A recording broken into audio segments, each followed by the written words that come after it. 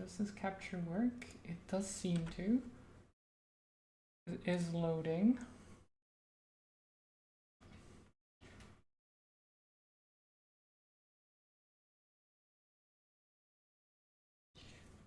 So I don't know much about this game. I got it from my friend Merlin. There are as many worlds as there are stars in the sky. In each there is a Camelot. In each there is a Grail. But I am only one man. The Cataclysm is old, older than You're any probably of us. right, Zelda. It has no mind, but its hunger is infinite, and its abominations have been gnawing at the veil since the beginning of time. Some of my kind would say it cannot be stopped until it has consumed the last son of the last world. But I have hope. That is my burden. For centuries, I gathered my powers. I reached out across infinity and created the one you call King Arthur. Okay. A champion to defend each world. At great cost, I devised an instrument that could heal the wounds in reality. To you, it is known as the Grail. But Morgana lost faith in our cause. She tricked me, trapped me, and while I slept, the years passed. The worlds changed, and Arthur failed. And world after world, lesser men took his place, men unprepared for the coming of the Cataclysm. I'm Merlin.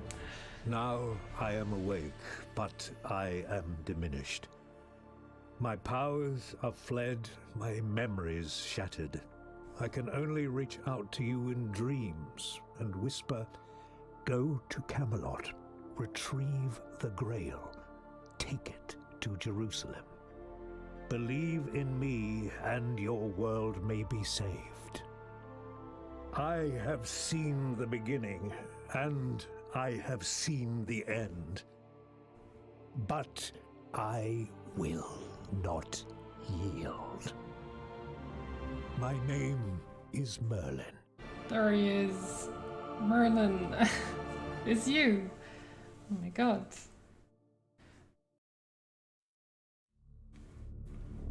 Nice.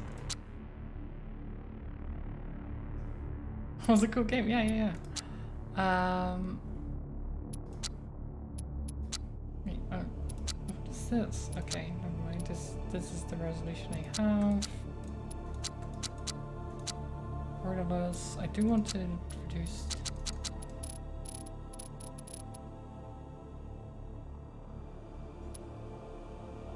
Where have I left my hand?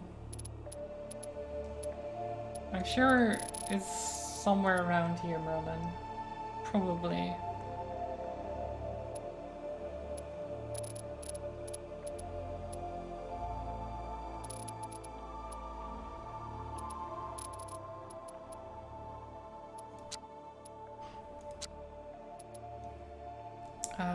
Okay.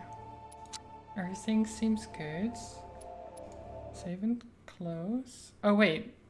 Let's close the gate. Wait. Oh no. It's reloading? Okay. I was not expecting it to, you know, completely.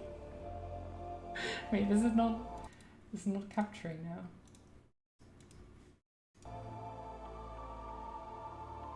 Okay, there it is. I was not expecting it to just shut down and restart. That was unexpected. Okay. It's a cube. The cube.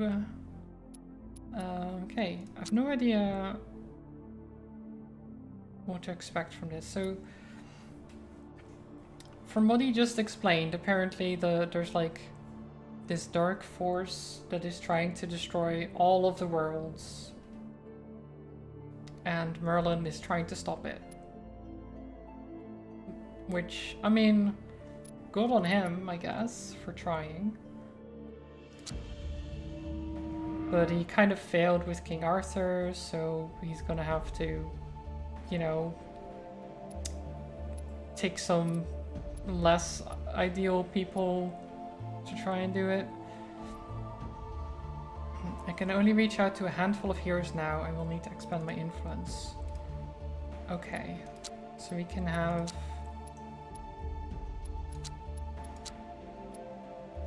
Select warband. So we have Brunar, Merlin, and Morgan. We don't have anyone else currently.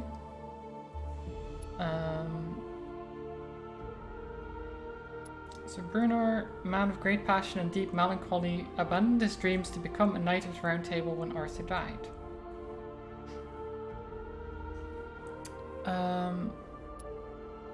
I'm pretty sure we have a group.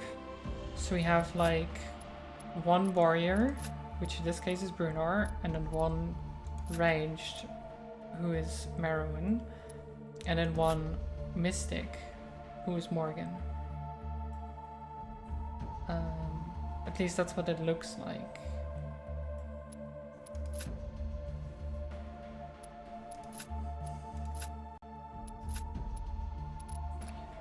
I don't know how to...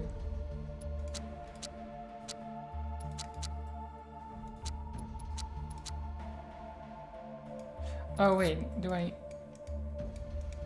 How do I select... Wait, how do I select them? Do I...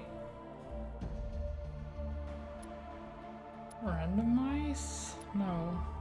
Should it... Can I drag? No?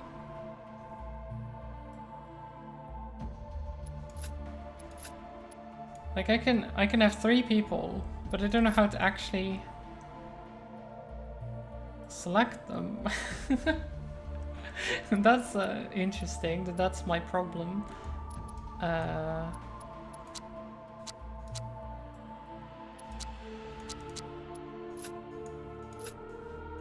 how can I...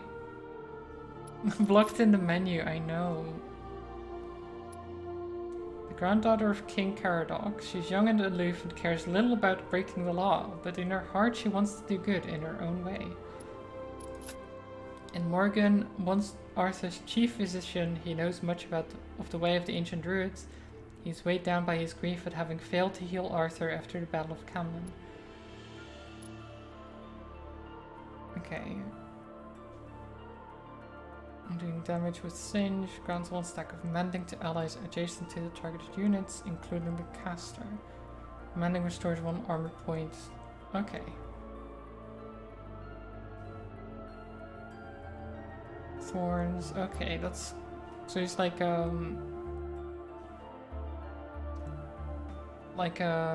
wizard that grants buffs to things, like to allies near what he hits, it seems like.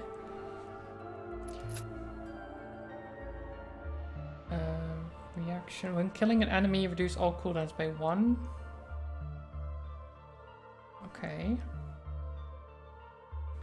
So it basically means that if she shoots and kills something, she can shoot again, I guess?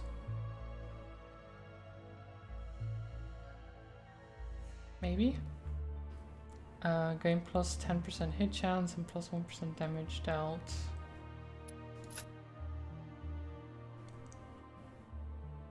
Allows reactions applying 1 stack of bleed to foes that move while in range. Okay. And taking damage from attacks, gain 1 stack of keen, which is plus 1 damage to the next attack. Okay, well I can click randomize, which works.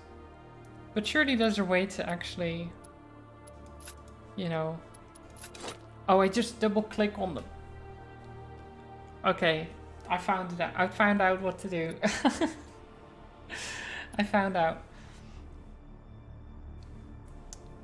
Okay. So it is double click.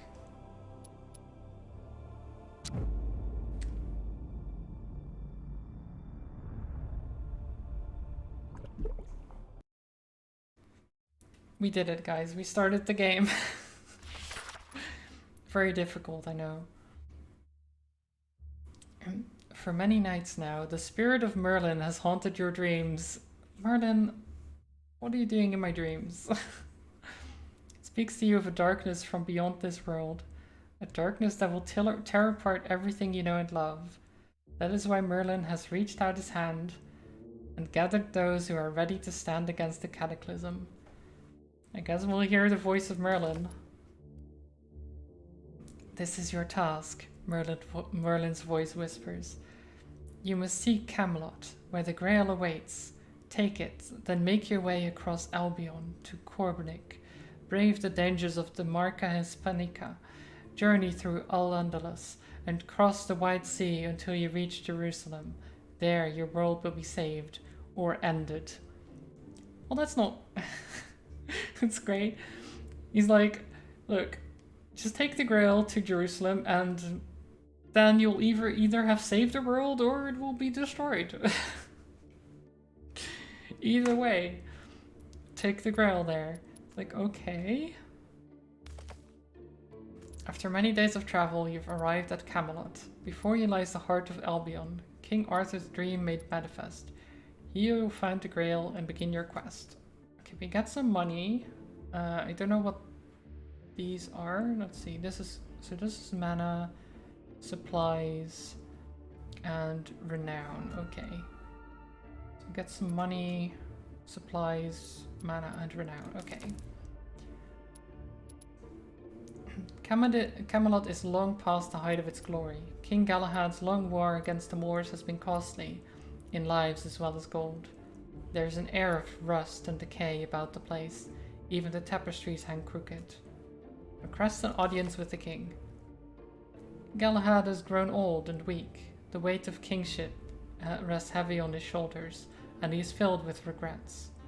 Take the Grail, he says bitterly. It is of as little value to me as it was to Arthur at Camlan. I thought its discovery portended the healing of the world, that I had been chosen as an instrument of divine will to bring the true faith to the heathens. But what have I accomplished? Nothing but bloodshed. It was all in vanity in the end, and the Grail is but one of Merlin's trinkets.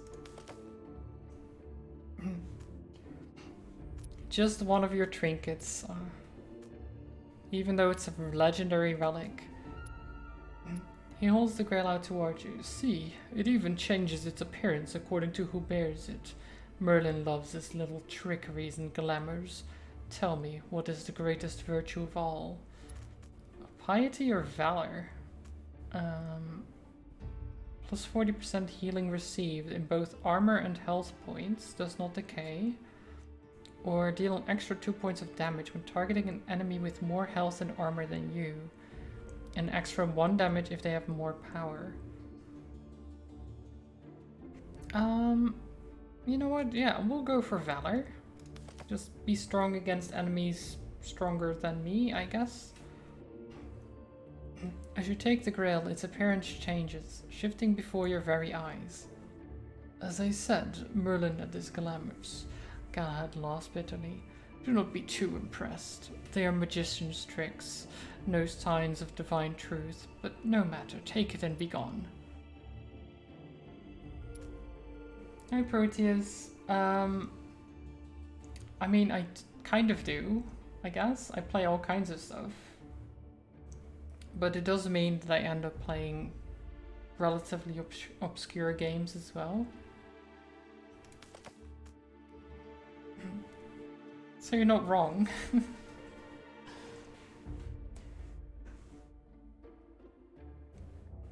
As the doors of the throne room close behind you, a young lady of the court pulls you aside. The king has fallen into despair, she whispers. He sees the darkness ahead, but the burden of his endless war against the Moors is too heavy. But if Camelot does not act, who will?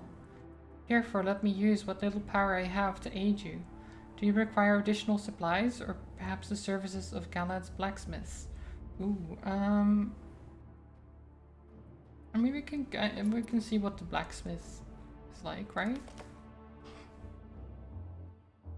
There are many blacksmiths in Galahad's Camelot, for the war against the south is unending. Ordinarily they work only to serve Camelot's soldiers, but there are those who are willing to help Merlin's cause. If a lady of the court swears that you are honorable, We can get a 50% discount. That seems good. Okay, so we can get better armor, we can get a better bow or staff. I mean, we don't have a lot of money. We can get this staff for increased range. And this bow for increased damage. And then we have 1 gold left. Beautiful. We only need 1 gold, right? I'm sure that won't be a problem.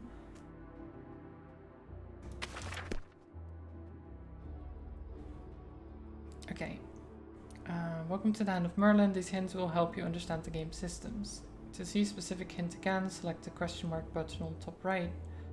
Open the journal to view your warband. Okay. Journal.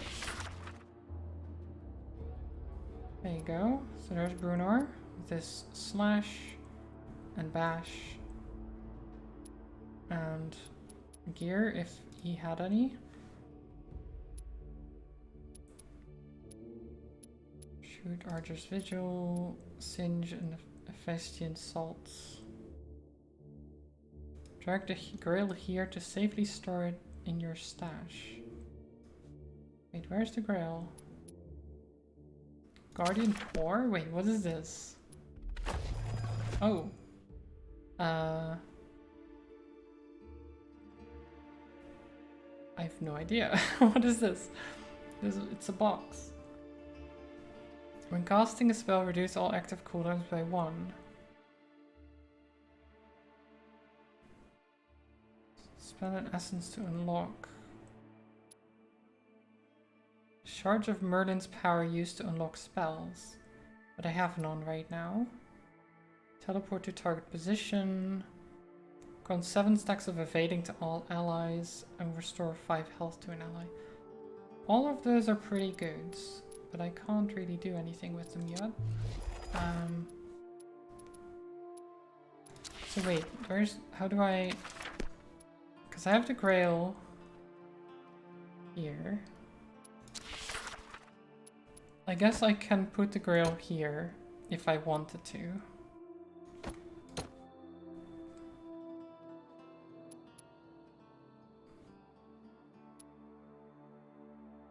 It's more health and armor.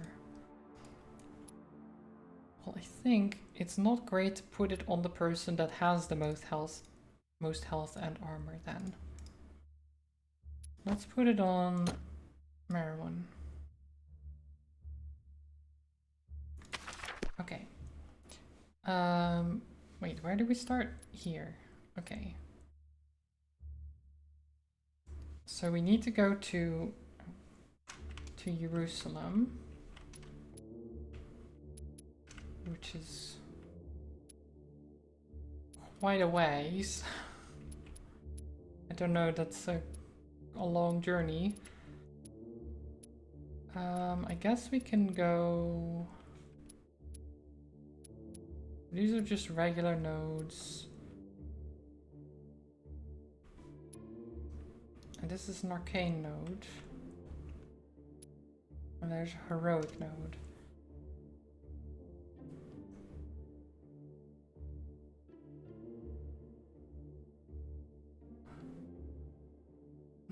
What kind of gaming rig do you have? It appears you're not a specs in the panel kind of gal. True. I have a... God, what's it called? My CPU is kind of old at this point because I got a new GPU later on and then never replaced the CPU, so it's like 10 years old or something. That's the worst part about my PC, I guess, at this point. But I have the AMD. Which one was it? The graphics card. I forget what it's called. Device manager.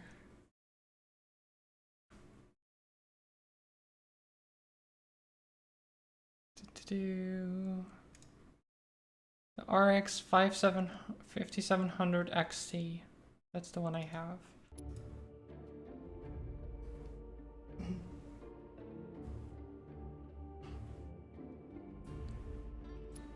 Passing by the ruins of an old church, destroyed in King Vortigern's war against the Picts, you overhear voices speaking of a raid.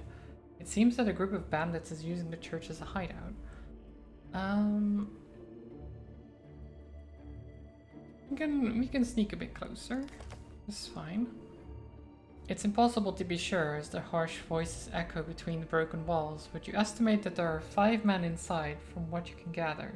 They fought together in the Holy Land and are now planning to raid a nearby hamlet at dusk, much as they did when they were at war. You have an Alienware Aurora R7. Oh, fancy. I need to get a new PC at some point, or at least replace my CPU. Because that's the main, like, limit I've had playing games, is the CPU. Or at least playing games while streaming, generally.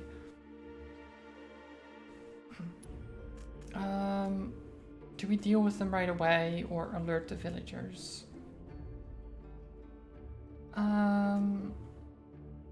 Let's just deal with them, you know. Okay, when the men have stopped talking, you step into the ruins. They turn, startled, uncertain as to how much you've heard and what they should do. One of them is already reaching for his weapon, but there may still be a moment to prevent bloodshed.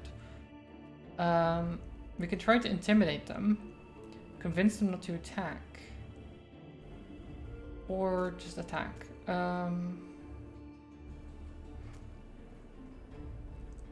So we have a 25% chance to just convince them not to attack. A 75% chance to intimidate them, or we can just attack them. I think we'll try to intimidate them. Okay, I think that's good. Wait. Okay. I guess it just shows you them and then you have to click the one that said success?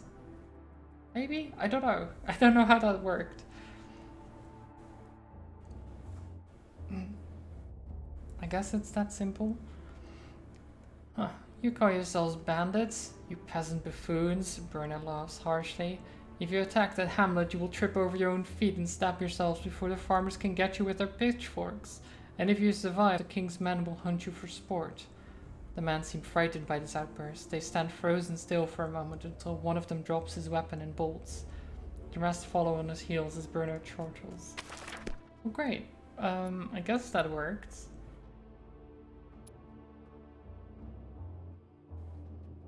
So we'll become corrupted.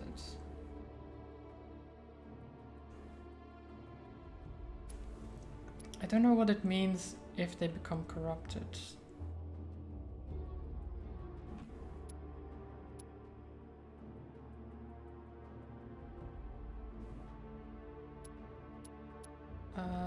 Do we go down? I guess we go down into through this path. We'll see what happens. You come across a small, quiet glade. A spring flows here, its water clearer than any you've ever seen before. This would be a good place to rest and recover. But we don't really need healing. So I think we'll just leave. You are traversing a lightly wooded valley when you encounter 2 knights, both clad in resplendent armor. Their voices are raised in anger, blinking across the vale and their shoulders squared, each ready to strike the other down. So caught are they in their quarrel that they hardly notice your approach, and it's only when you're close that they disengage. Dunstan, one of them calls, glad for their interruption. Perhaps you might settle this another way. Ask them about their dispute. Well met, says one. My name is Dunstan, and this scoundrel here is Edred. He dares lay claim to the title of Knight of the Dragon, which is mine by right.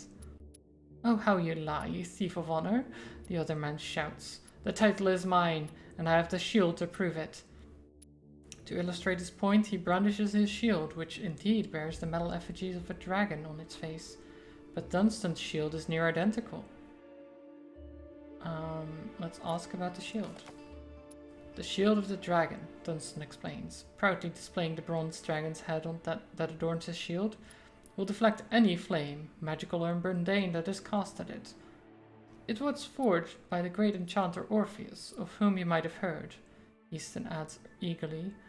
But by far its greatest power is that fire will spew forth from its mouth upon its wielder's command, Dunstan concludes. It will, Edred exclaims, then hastily adds, Yes, indeed it will.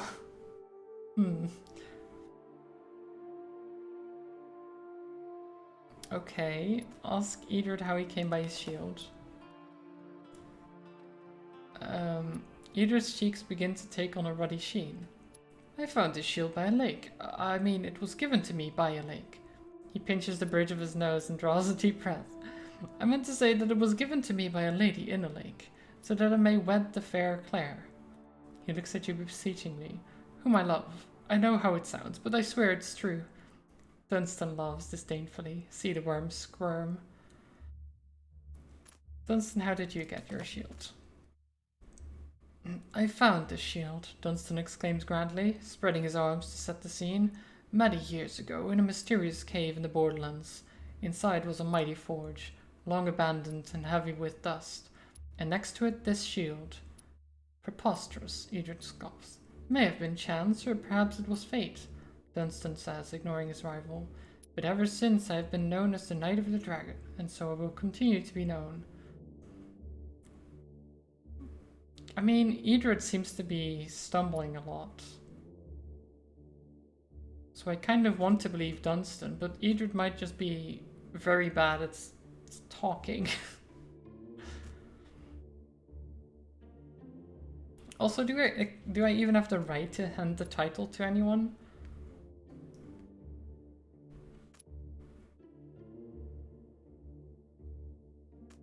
Sure, we'll give it to Dunstan.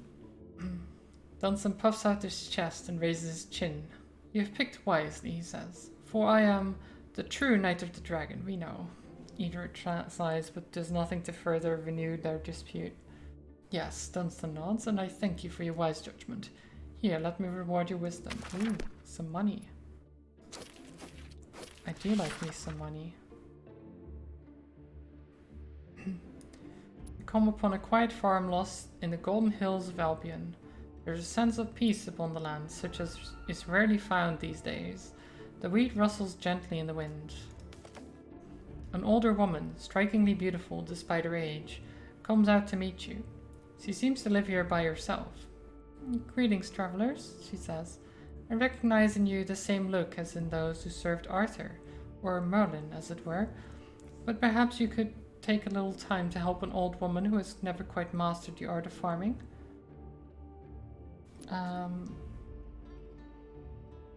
Okay, we can help the woman. It will advance the corruption. Or ask how she knows about our quest. Let's do that. The woman smiles. There's both fondness and melancholy in her smile. My husband was Sir Tristan of Cannole, a knight of the Round Table, a servant of Merlin like yourselves. So no, this must be the lady you sold. Many songs have been sung of her and Tristan and their great love. Ask what happened to Tristan. He was taken by an illness, as any ordinary man may be, Isolde said sadly. I had hoped that Merlin would come to his assistance to repay Tristan's many sacrifices in his service, but I suppose Merlin has little concern for the affairs of mortals, caring only about the greater struggles. I'll help her, though. Ooh, level up available. What? Spend 50 renown to increase your party rank. Ooh. Nice. Ooh, okay. Cleave, lunge, or war cry. 5 damage to all adjacent enemies. Move to target location. On arrival, deal 8 damage to a random enemy in melee range. Or apply 3 stacks of powerful to nearby allies, including the caster. Powerful gives stacks of power.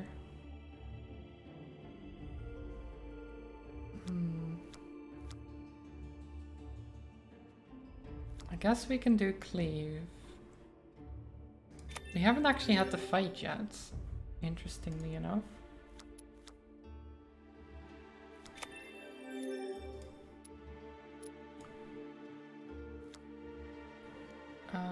So decoy, stacks of aiming, attacks don't miss,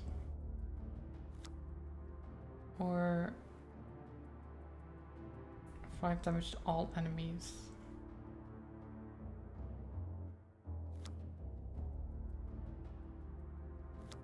Let's do volley. And you can have some health. Morgan.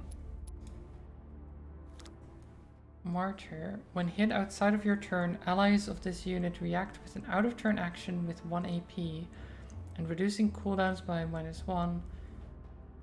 Okay. Applies 3 stacks of caustic weaponry, which deals extra damage to armor. Or raise an area dealing 2 damage on contact. We can get caustic coating. And you can get some health as well. Okay. Let's leave. Castle of the Maidens. You've come to the Castle of the Maidens, a convent renowned throughout Albion. A place of peace and contemplation, far from the sins and follies of everyday life, where all travelers are welcome. You are met by a young nun, Sister Adelaine, who escorts you to the guest quarters. In most ways, the Castle of Maidens is austere, but the tapestries woven by the nuns are breathtaking in their intricacy. They depict scenes from the history of Albion, from the wanderings of Brutus to the fall of Arthur at Camlan. Perhaps if you succeed, one day they will depict your journey as well. Let's speak to Sister Adelaine. How may I help you, travelers? Sister Adelaine says. I will answer as well as I can, though I must warn you I know little of the scheming and bloodletting of the outside world. What's the history of the castle? The castle was not always a convent. Some of the stories about it are fanciful, but no matter what exactly is true and what is mere legend, I believe it was always a place of peace. You sense a certain hesitation in her words. Ooh, ask who built the castle. I fear it is not my place to say, she mutters. Ooh, do I want to press her? I kind of want to know, but okay, we'll try.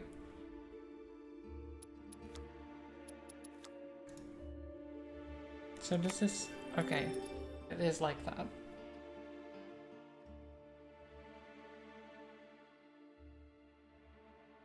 Unless I just got very lucky, I don't know. Hi Dickus, how are you doing? I hope you're well. Oh, have a good lurk, Zelda. Thank you for being around, as always. Very well, Sister Adeline says, convinced by your entreaties. Legend has it that the castle was built by Morgana Le Fay. In the courtyard there is an ancient apple tree, the fruit of which is said to grant vigor and strength. It is said Morgana built the castle to protect the tree. Can I see the tree? Sister Adeline considers your request. At last she nods. It is our duty to assist the heroes of the land, she says, especially when there are so few left. Come, I will take you. You're good? Nice. Always good to hear, Dickus. I'm doing a lot better.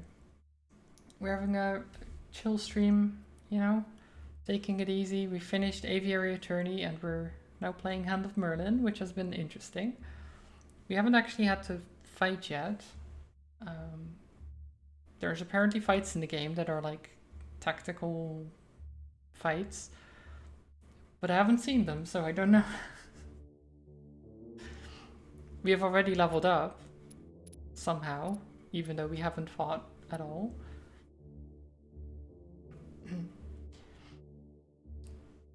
You follow Sister Adeline down a corridor filled with tapestries depicting the life of Guinevere, from her wedding at Camelot to Arthur's funeral. She leads you down a hidden staircase that leads directly to the garden. The tree is magnificent. In the moonlight it almost seems to shimmer. Eat from the tree. Ooh, the apples taste sweet, almost like honey. They confer a feeling of health, as if you had been returned to your youth.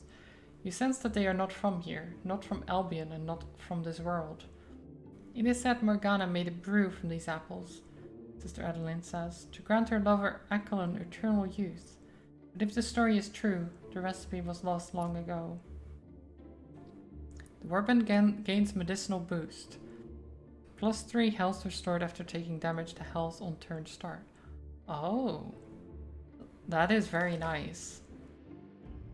You retire to your beds and quickly fall asleep. You have strange dreams of a beating heart beneath the castle spewing forth clouds of lightning, but you do not feel afraid. You wake up feeling refreshed, the glow of the apple still alive inside you. I'm sure that's fine. That's completely fine, normal things. As the castle vanishes into the early morning mist, you wonder whether you could ever remove yourself from the world as these women have done, or what would cause you to prefer such isolation over the excitement of adventure. Oh. Just as you are leaving the Castle of Maidens, the ground suddenly shakes and the air itself seems to bend, twisting your vision. When your eyes recover, an old man is standing before you. His bright blue eyes seem to glow with power, and his robe is the color of the sky on a long-dead world. Merlin, he bellows. You are alive. How remarkable. Did Morgana let you out of her trap? The sound of his voice is overwhelming, driving tears of agony to your eyes. I escapes? When Merlin speaks through you, your ears begin to bleed. You fall to the ground. You did, the figure says. Impressive. You were always a very stubborn creature. I would enjoy studying with you. Oh, jeez. I feel like them having a conversation through us and then hurting us with that same conversation is not ideal.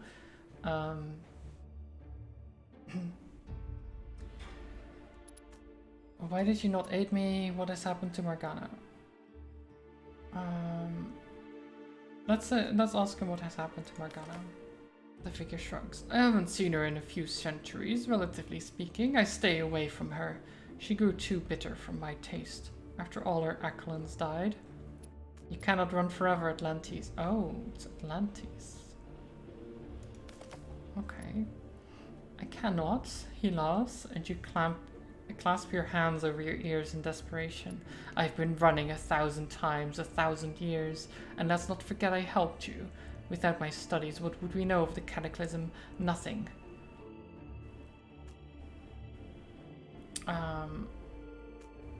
I'm too weak to fight alone, or you help me? Neither of these are like options I would choose, but sure, let's say we're too weak to fight alone. I can see that. Even your memory seems affected. No wonder. You wielded so much power, and to have all that shattered, well, it would have broken me, for sure. But for the sake of our friendship, such as it is, let me help you recover some of your strength. Here, let your pawns take this essence. He reaches out his hand and your pain stops. You feel Merlin grow stronger. Thank you. Yay, we got some power back. Hi, Mahons.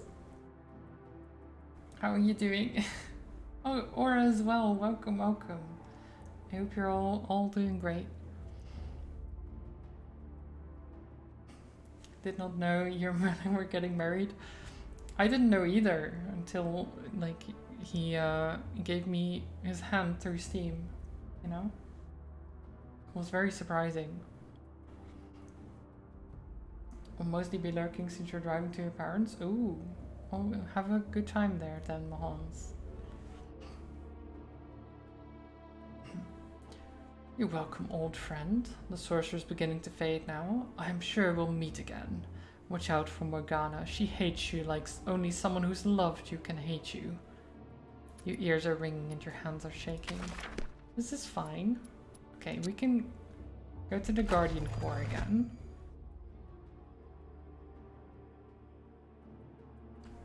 Oh god, I feel like I need to sneeze, but it's not happening. It's really annoying.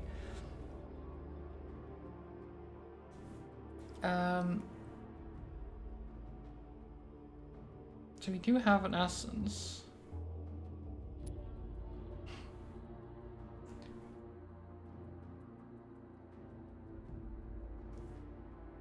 Merlin! Oh, thank you so much. Modeli Pride. Thank you for the 22 months. It's very kind of you. I hope you're having a wonderful day.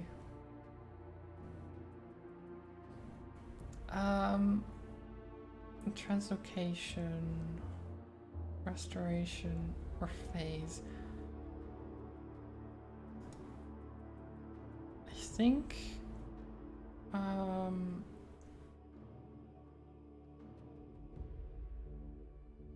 we'll get phase. Oh. Thunderbolts. Nice. Okay. I want Thunderbolt.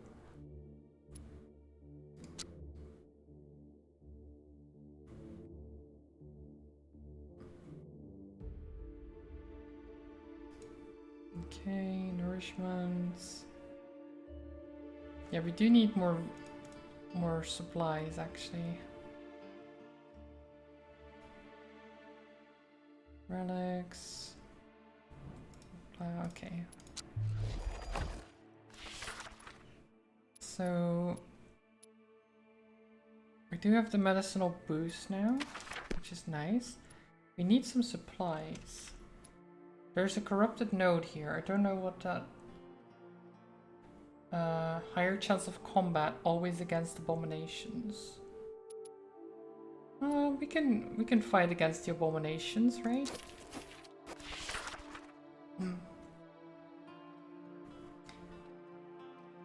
It's pretty good so far. Just slept in. Nice. Nice. Always good when you can sleep in on the weekend. The road over the cliffs is silent. 3 soldiers lie dead, their bodies viciously mangled. The air reeks of corruption and decay, and Merlin's spirit warns you that abominations of the cataclysm are nearby. Ready your bow and continue. Here we go.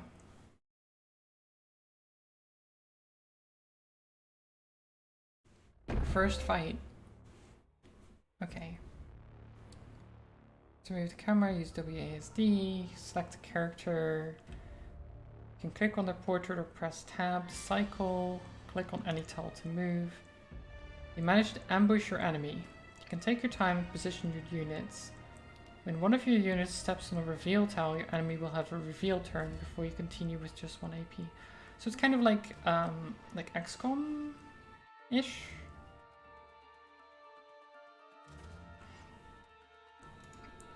The skirmish introduces abominations. They are tougher and meaner than mere mortals, so stay sharp.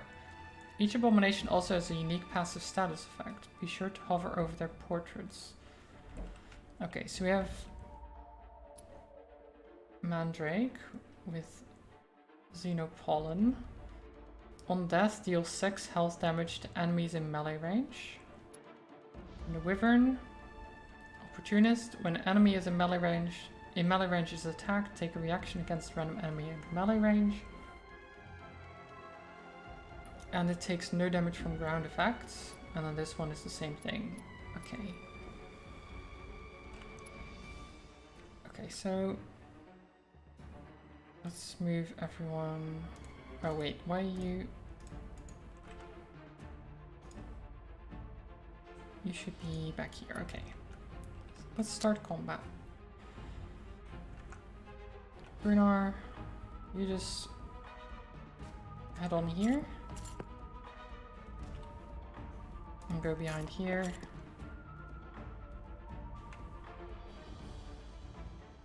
Spend 2 AP.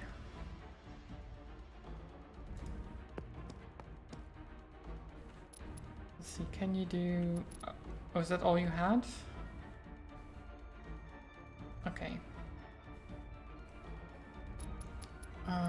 I guess I can do this. And caustic coating. Do these guys have much armor?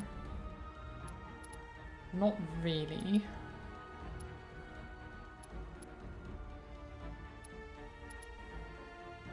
Let's see.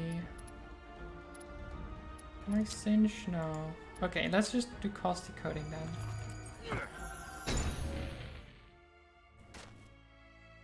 You're so proud? What, Dickens? What did you do?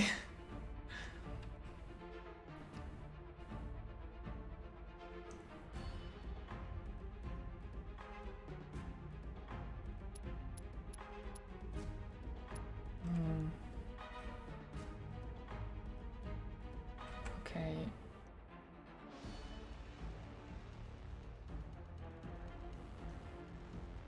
How do I...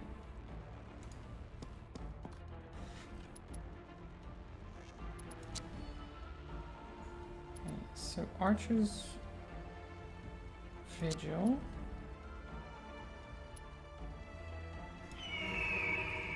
There you go. It's like Overwatch.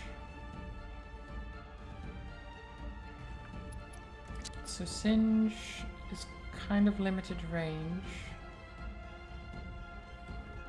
You're proud of them sleeping in? True. Rest is important. Very important. Okay, you go over here. And then you...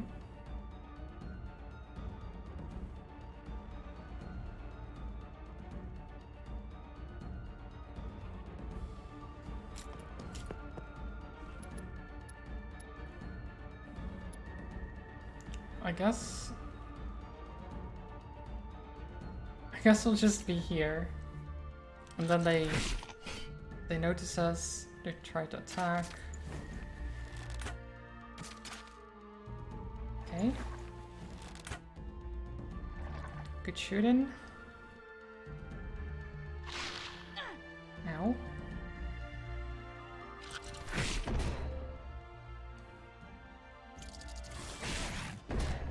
Okay, so maybe I shouldn't have done the reveal thing. I don't know.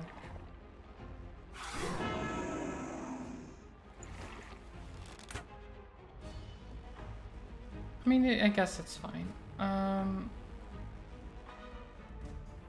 if we go here and then do cleave, does that work? Yeah. Nice.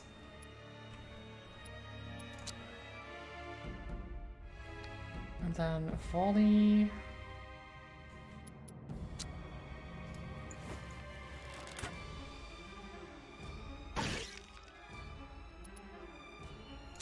To just shooting. Let's kill this one.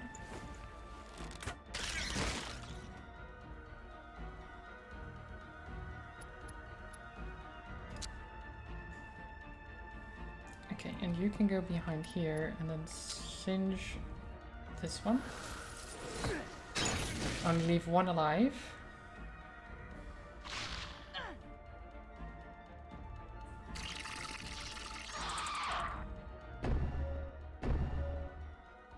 Okay. He's just running away.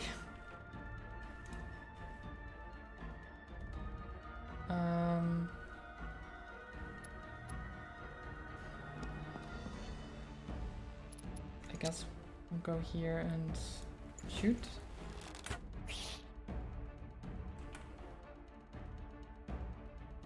Bernard, you get over here too.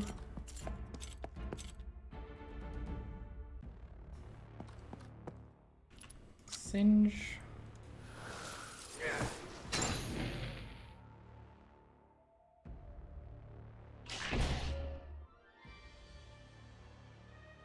Oh. What's he doing? Shinji is preparing a powerful ability. What is he doing? I mean, it looks dangerous. But what if I just slash him?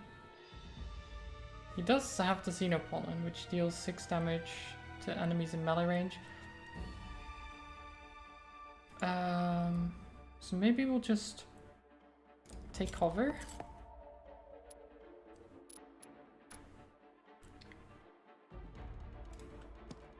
And then instead shoot from here. Nice. We did it.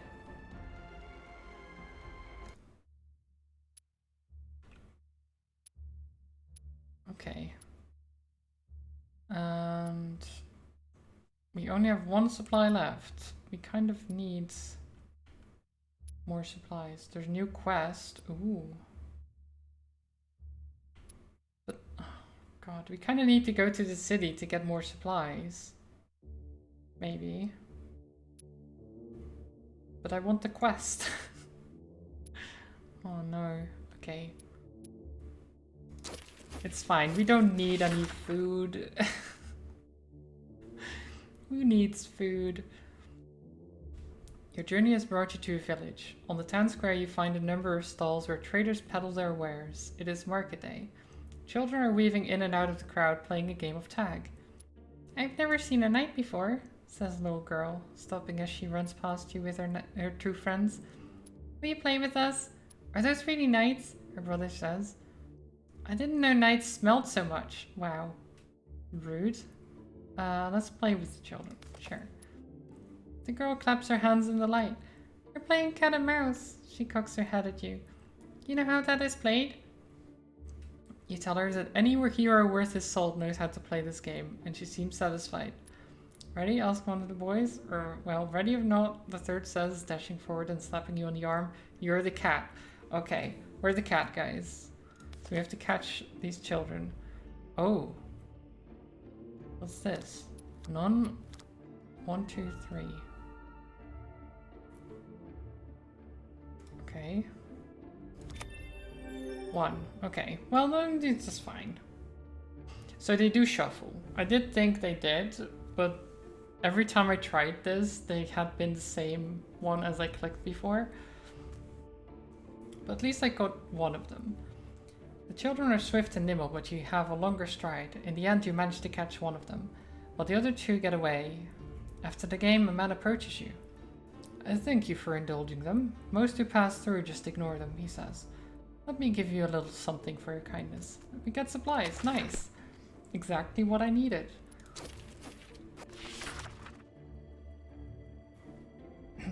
You are stopped by a strange bald man with golden skin. He seems to have appeared out of nowhere. Okay, hello. Greetings, pawns of Merlin, he says. I am Ronabui, a pawn of the sorcerer Atlantes, your master's friend and ally. I require your assistance with an experiment. Okay, Atlantis was nice to me, so I guess we can help. I'm investigating some of the artifacts left behind by the sorcerer Sigloral when he was consumed by madness. However, due to my nature, my time in your realm is limited.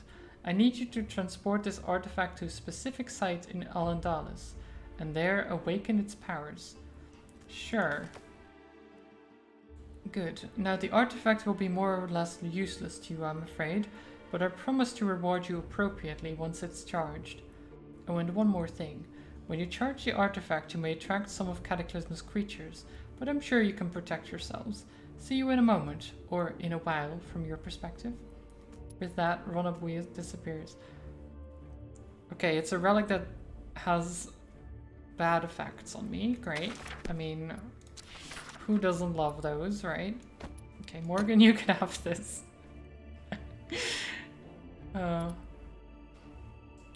Morgan can have less health. Beautiful. Okay. So we need to take this to... Oh, what was it called? An Opry or something? But basically we need to take the boat. So let's go over here.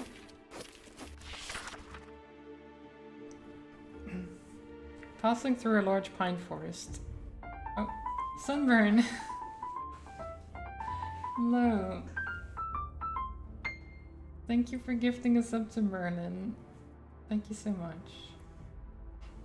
I hope you're doing well, Sunburn.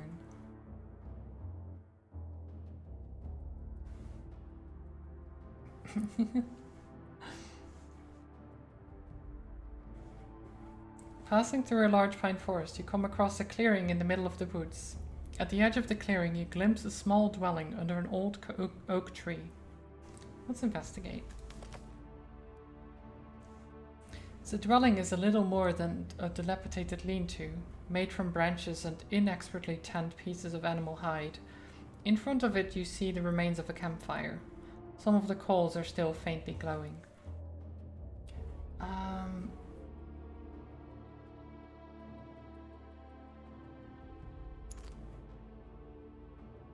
don't want to just enter, you know? Let's just call out. At first nothing happens, and you're just about to leave when you notice something approaching through the undergrowth. Soon you can make out a gravelly voice. "We are coming. We are almost there. Please wait. We do not like visitors. We get so few of them, though. Yes, we know. We are hard to find. We don't need reminding of that. Then why did you bring it up? You are a fool, we say. Do not pretend you didn't hear us. We were speaking quite." An old, haggard-looking man steps out from behind a tree. Despite having announced himself earlier, he seems shocked to see someone else in this clearing, for he is suddenly quite still and pale as a ghost. Let's speak to him soothingly. We don't want to scare him off by approaching, right? Trying not to make any sudden moves, you speak to him calmly, apologizing for startling him and intruding on his solitude. At first, the old man remains afraid of you, but after a while his rigid pose relaxes. "So then you've come to rescue us, my lords?" he asks, his voice thin and reedy, as he pulls nervously at his bushy grey beard. "Some of us would like that." "Take him with you?" Sure. Sure, we'll take this old man with us. Why not? After he has packed his meager belongings, the old man follows you to tonight's campsite. Just at the edge of the woods, he seems to be strong and healthy given his age, but does not stop talking to himself throughout the evening. You are relieved when he finally sinks into a fitful slumber. Tomorrow you will surely come upon a village where you can leave him, and then the strange old coot will be someone else's burden. Wow. Rude. The chat history messes with your highlight first message in chat add-on. Oh. Is it just to see who has chatted in the chat before thing? Like, who you've seen before, I guess? What you mean? So because there's a history, you can't be certain? Or does the add-on just not work well with it? In the morning you awake to find the old man must have gotten up during the night, stolen some of your coin and run back into the woods. You're not certain what he could possibly do with the gold, living in the woods as he does, but since looking for him would mean losing another day, you decide to let him be. As you're about to leave the camp, you find a note scribbled on a dirty piece of vellum in a child's sprawling handwriting. Okay.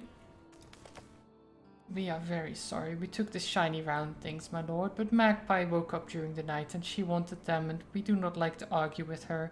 She has black eyes." Fair. Okay, we lose some money, but that's okay. I'm sure the old man had use for it, that we did not. You have entered a region in which the cataclysm has begun to spread its corruption. Once there was an inn here called the Laughing Hound, beloved not only by travelers, but of all those who value the pleasures of good food. Arthur himself is said to have dined here once, with Guinevere by his side, as one of the few quiet days his life afforded of him. The Laughing Hound is a ruin now, and a terrible stench emanates from within it. As you approach the inn, a bestial noise emerges from within. Rush in. Let's go, right? Okay. Right or left, chat? Right or left? Which one? Success or failure? Right, left?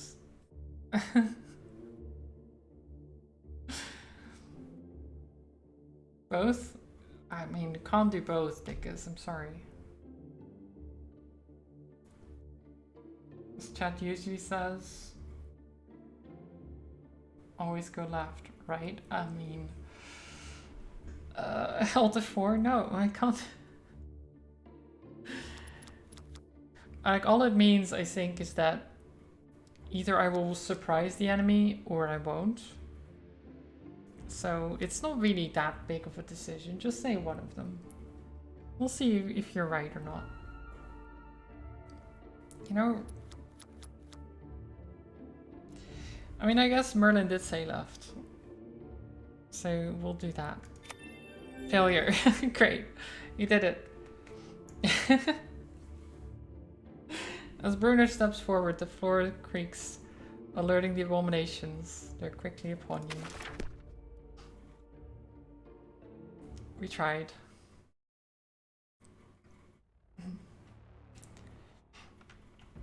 Okay, Ratcap.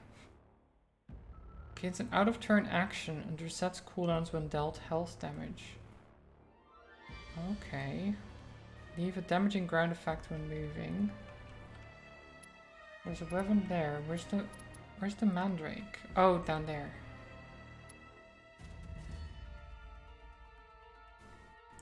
Okay. Bruno, you're over there. Stay there, and then you go back up here a bit. Okay.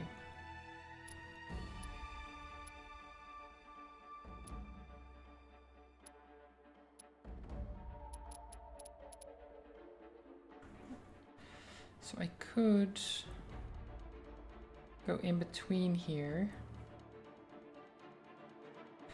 Actually, let me do caustic coating.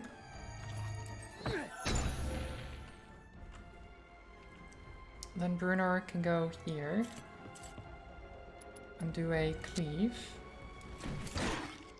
So this didn't get an out of turn action, okay. But then you can singe this one as well.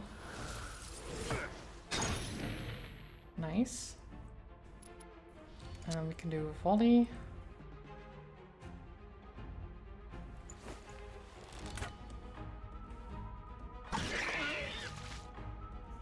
We're doing fine though. There's no problem.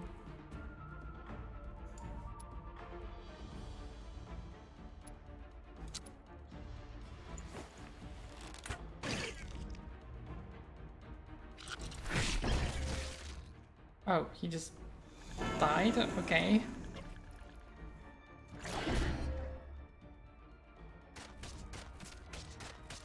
I don't know why why the thing just died.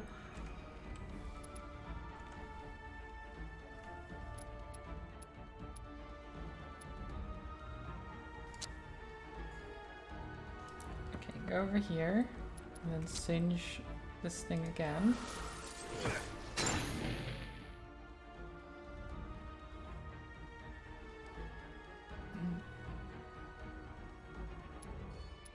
You can... Okay. Let's go over here and then Archer's Vigil? No, I think we'll just shoot this thing.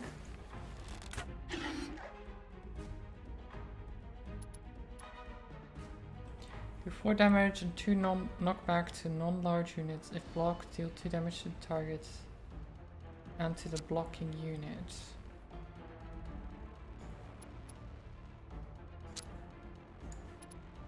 Bash him.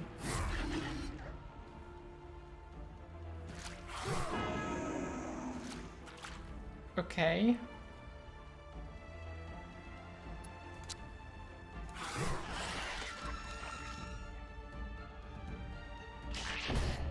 So this trail, we can't just walk over that.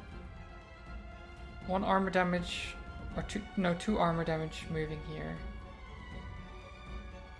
I mean, that's fine. It's fine. We'll just take some armor damage. That's no problem.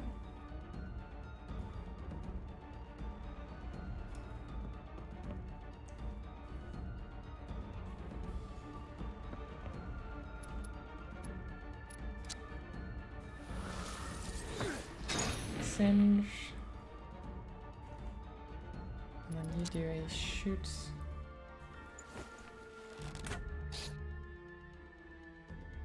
And you slash. Nice. So you'll probably try to run away.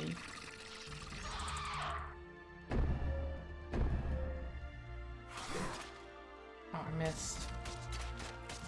Well.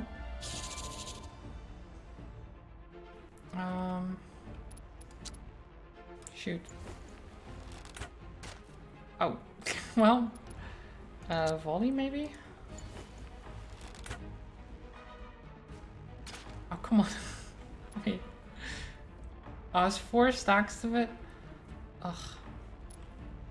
Okay, I should have actually done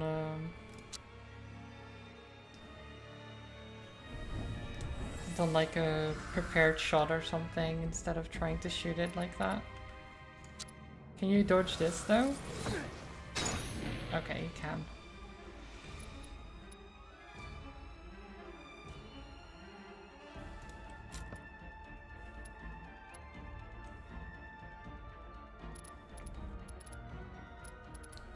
Okay, well, that's fine. End turn.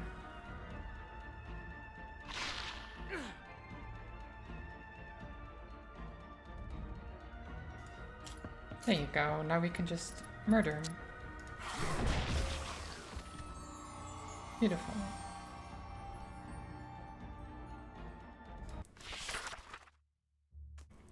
We are out of supplies again. Oh. We got an achievement by having too much mana. Great. Okay. We did it, guys. We couldn't gain more mana because we already had full mana.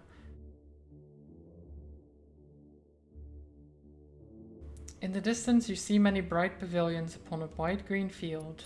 The sounds of merrymaking echo across the hills. A tournament. Oh, let's attend.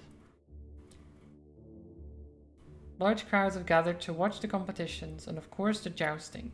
Bards are singing, people are dancing, and for a moment you entirely forget the coming cataclysm. Let's participate in the archery. Merlin decides to participate in the archery contest. The rules are such: each participant will get 3 attempts at the target, and depending on where the arrow strikes, they will be awarded a number of points. Whoever gathers the most points wins. Okay. So... it goes from 1 to 7 points. Now where could the 7 points be? What do you think, chat? 1, 2, 3, or 4? I'm not just pushing it onto chat, you know? That doesn't work, Sunburn. It doesn't work that way. I could make it work that way, but you're no longer choosing too risky. Fair. Oh, Merlin says 4. Oh my god. It was. What's this roll one? The roll is just It's just one D100 basically.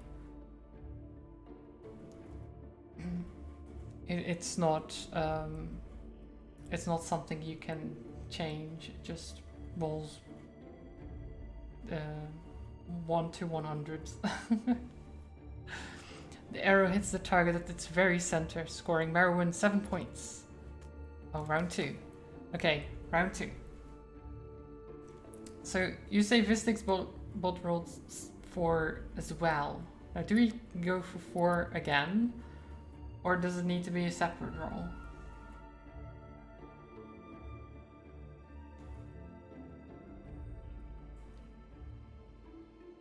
What do you think? Because this is round 2, so we got full points on the first round, which is already a good start. Your call. Alright. I mean, Dick has also rolled a 75, which could be the third one. Right?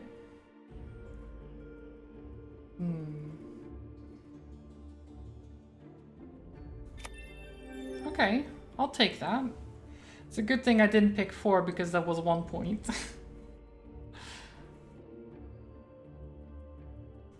Okay. Round 3. We can do this, guys, okay? We can do this.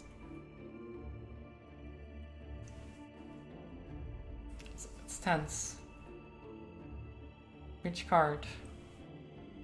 1, 2, 3, 4. Oh, 60. I guess, is that like the third one again? Yeah, would still be 3.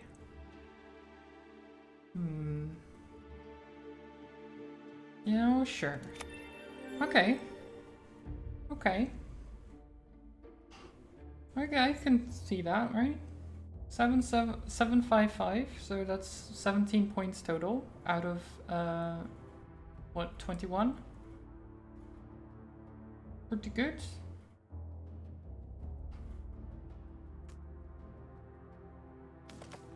Once the points are tallied, Merlin has won the competition.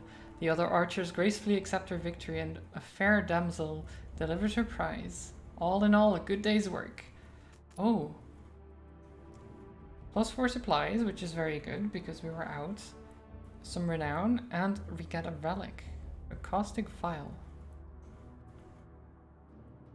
Applies 2 stacks of caustic weaponry to an ally.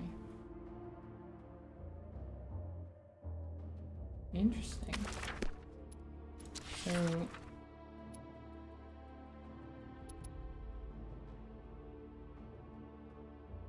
max charge is 1. So does that just get used, or is that a once per fight type thing? You're smart. Nice, Sunburn. Always good to be smart. Okay. Ooh, the baker's apprentice. A cart is coming your way on the road. The driver, a young man in a white apron and hat, motions for you to come closer. Do you hail from Camelot? I am in urgent need of your help. His reedy voice is tinged with fear.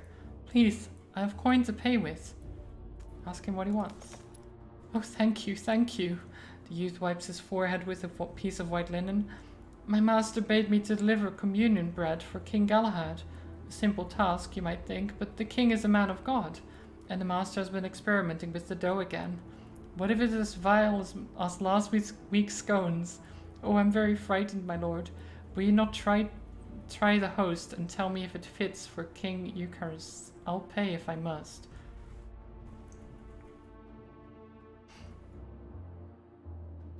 I mean, I can help him. I mean, I'm up for eating some pastries. Why not, right? If all I have to do to help someone is eat a pastry, I'm in. I mean, you're giving me free food? Sure, yeah.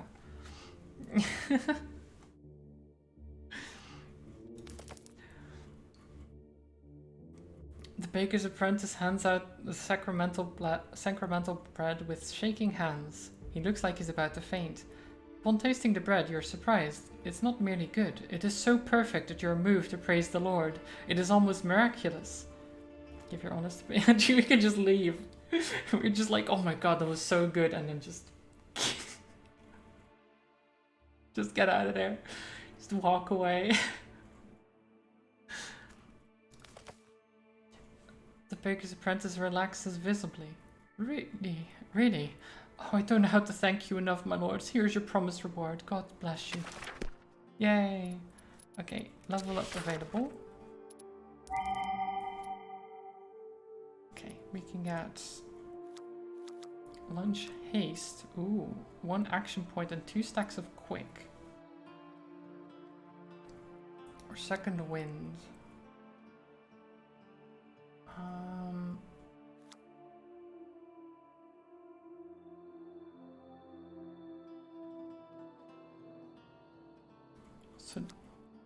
So second wind or haste don't cost AP.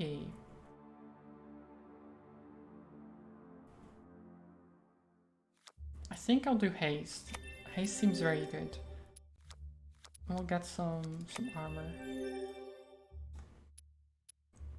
And you get specialty arrow, 5 damage to an enemy, and extra 5 damage if the target is unarmored. Ooh.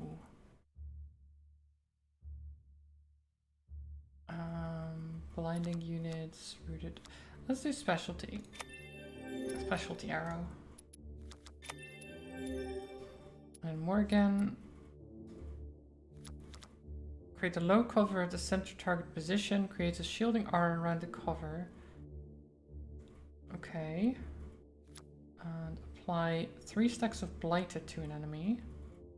When taking damage via an ability, restore 3 armor points to the attacker. Oh. And Aeolic Elixir. Apply 3 stacks of quick and reduce all cooldowns by 1 to allies in a cone.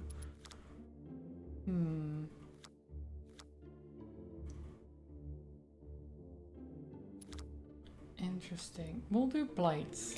Blight seems good. And then you can have some health. Okay. So we can go to this heroic node.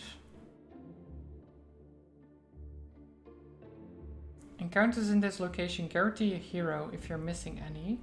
Otherwise, you usually have a blacksmith shop or a free gear upgrade. Ooh.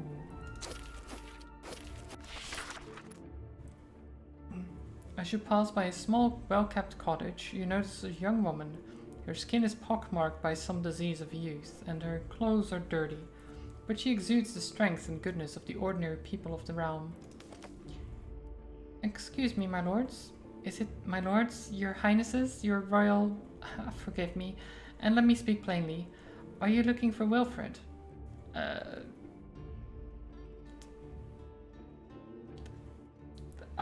I don't think so. Am I looking for Wilfred? Oh no, Dickens, those stats. That's rough. 8 strength, 6 con. Oh, 6 dex even. And then 9 wisdom as well, and nothing above 13. Jeez.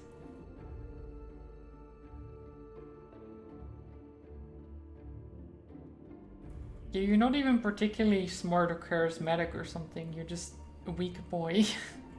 Weak boy. Okay, do we... let's say no. Because I'm not really looking for Wilfred. I have no idea who that is. Ah, and you're not perchance guided by... forgive me if this sounds mad, but are you guided by the spirit of Merlin? The old wizard from the Tales of King Arthur? Yeah, here we are. The young woman seemed surprised. So, his strange dreams, the voice that he heard, it was real then? Was it really Merlin speaking to Wilfred in his dreams? I thought he was as mad as a March hare. Explain your quest. You explain that you are being guided by Merlin's hand, on a quest that may save the world. The woman considers your words, then goes into the house to retrieve a heavy chest. This is for you, she says. My uncle said he had to leave, that the spirit of Merlin was calling him to Jerusalem, but he left this for those who would follow. Ooh. Some nice armor. I will take that. To tell you the truth, I would have preferred him to stay, but at least he's not off fighting the Saracens again. That fool Galahad and his senseless wars. She shakes her head. Still, I wish you well on your journey. If you meet my uncle, keep him safe. He's a good man. Nice. I'll keep it in mind. Okay, the city of Corbenic is apparently corrupted. That's fine. I think we'll be fine. We got some upgraded armor now. Our boy Brunor is very strong.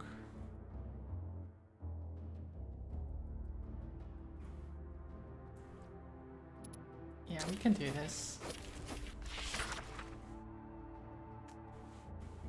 At last, your journey across Albion is at an end. You've arrived at the Castle Adventurous,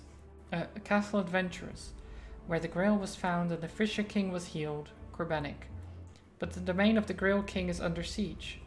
A vast behemoth of a beast howls at the sky, announcing the true might of the cataclysm and the end of all things human. Even the magic of Corbenic cannot hold it back. Okay. Shoot the beast, +2 damage to next attack. Or Bruno gains inspired, +2 power, loses all stacks when taking damage.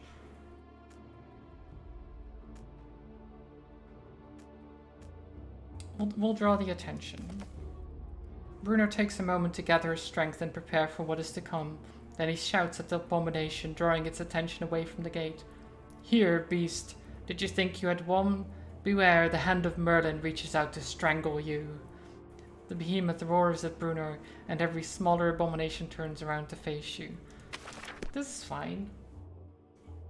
This is fine. I'm sure we can take some abominations on, right?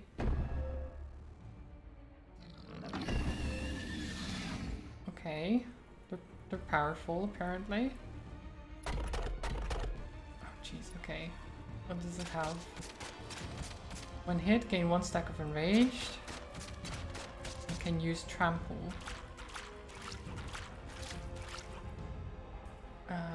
Take no damage from ground effects. -2 damage taken from abilities. And it has +2 power right now.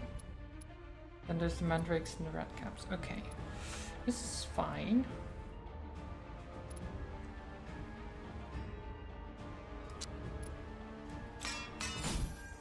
Let's immediately do this.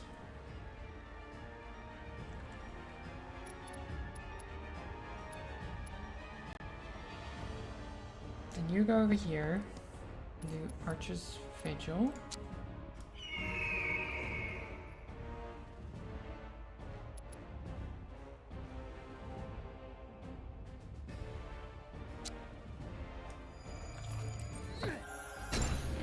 Caustic Weaponry. And then you go over here, hide behind the boxes.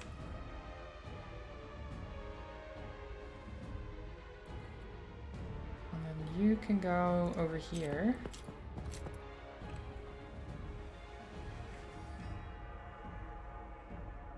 I don't know if I want to immediately...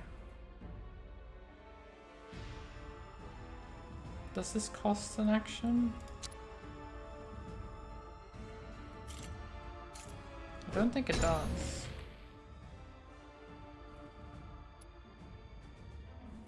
Yeah, it doesn't. Okay, good. So we can go... I think I probably want to stand in front of people. So let's be here. And bash this thing back.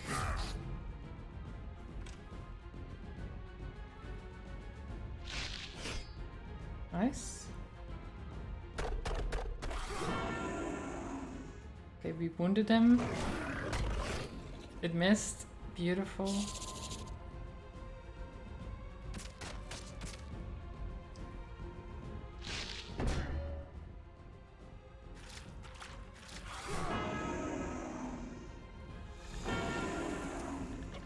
fine. So what is the unnatural gaze? -1 power, -1 move, -1 accuracy. Okay.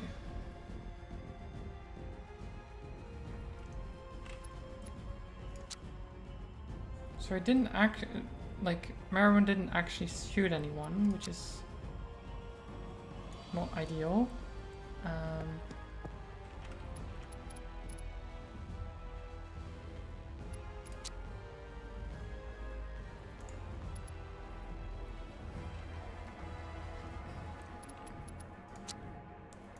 Can't singe from there.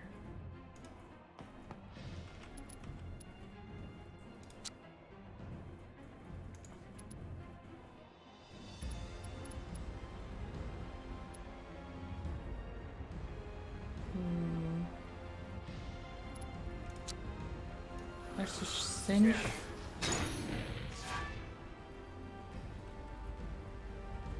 Oh, have 6 positive status effects on someone. Beautiful.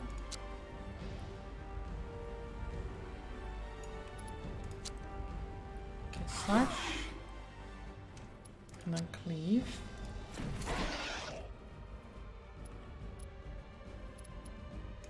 And you can do a volley.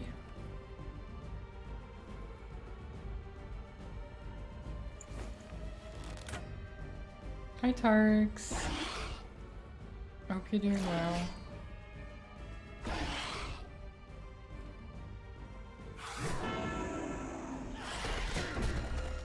Ow, okay. Just burst through there, that's fine. At least the enemy died there.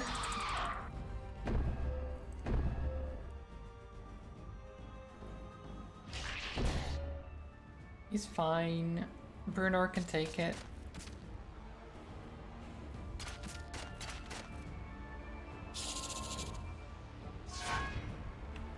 Have Behemoth kill one of its allies. Yay, we did it. We did it, guys. We had him kill one of his own. Restore some armor. And then...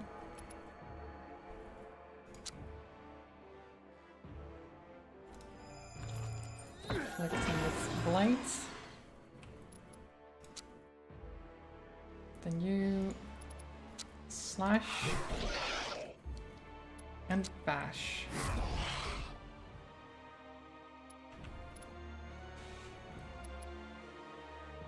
Okay, the Behemoth has no armor left, which means specialty arrow. Bang.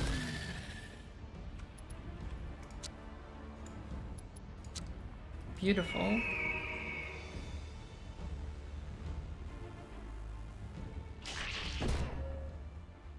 So the big guy is dealt with, and these small guys are just gonna shoot at me.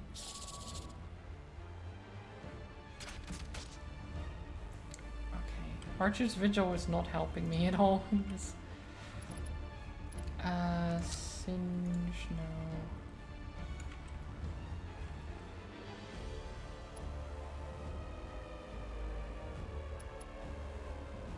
How far can you shoot with this?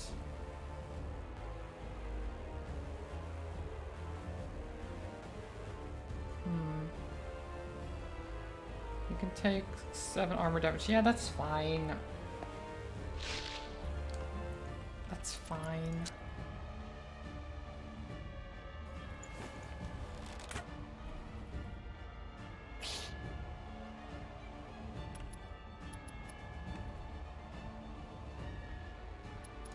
And you can use haste to go over here. Actually, no, let's go over here. Do slash, which will hurt. That's fine.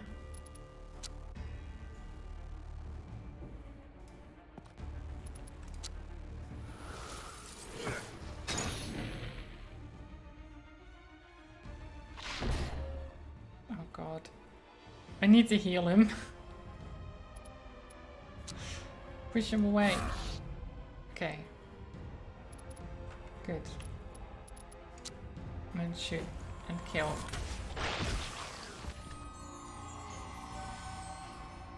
Nice. It is done. The mighty behemoth has been slain and Corbenic has been saved from the cataclysm. Yay! The lord of the castle comes forth to meet you. His name is King Percival. Once he was a knight of the Round Table and an instrument of Merlin, but now he's become the Grail King, protector of the secrets of Corbenic. Welcome to my castle, saviors of Corbenic, the Grail King says with a bright smile and embraces each of you. You are surprised to see that he appears young as he was when he first came to the castle, and alarmed to see that he's bleeding from many wounds. Interesting. Tell him to find a healer. He laughs. You're the only healers I need, friends, he says. For these wounds were not inflicted in combat. They are the price I pay for helping Merlin craft the Grail. When our world is wounded, I am wounded. If you wish to heal me, you must heal the sickness of the cataclysm. Yes, I am well aware of it, and of Merlin's plan. Come, let me show you our castle. Despite the siege, Corbenic is most beautiful. Though King Percival is a vassal of Camelot, Corbenic has retained a certain independence, and not been subjected to the same edicts of taxation and conscription as the rest of Albion. Only the many ships that set sail from its harbour tell of Galahad's endless wars against the east. As you enter the town within the walls, Percival summons his treasurer. A reward for our heroes, he exclaims. Their blood runs from his wounds without cease. That would be awful, really. Imagine just meeting this king who just looks pretty young, but he's just bleeding all over the place, and he's like, it's fine, it's just, it's because the world is wounded, I am wounded, but if you heal the world, I'll be fine. It's like, I'm not gonna die from these wounds. Like, you're bleeding all over the place, sir. Like, yeah, but I mean, what am I gonna do about it?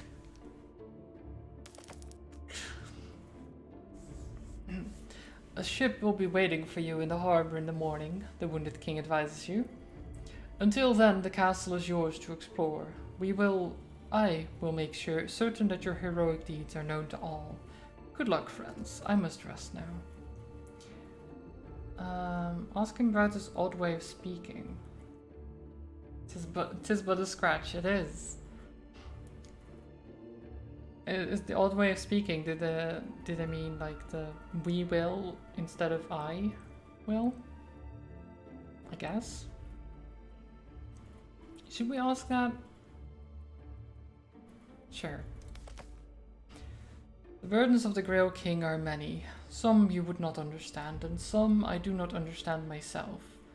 You have been touched by Merlin, and he is now weak, forgetful, a shadow. When Merlin turned his gaze to me, he was at the height of his power. His eyes burned like 1,000 stars. My mind was tossed across time and space, and I saw myself, all of myself, everywhere, forever. We are connected and tangled. You cannot understand what we are, what I am. He sighs, then leaves without saying more. Yeah, sure, that's normal. The people of Corbenic smile when they see you, treating you like the heroes you are. People are singing in the streets, celebrating your victory. Well, let's go to the market hall. The relic shop. We got a discount. Ooh. I want a discount. Removes negative status effects on the caster. If unarmored, damage taken.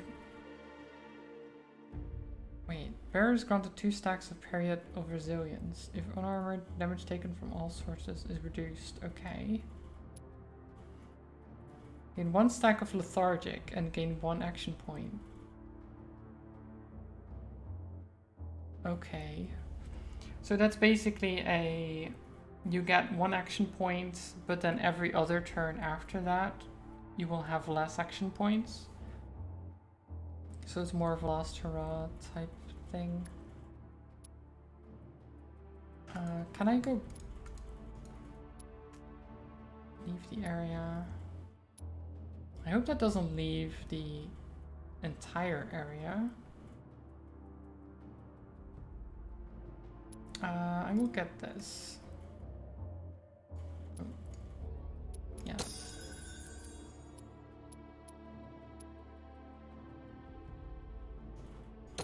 We'll give this to you and then...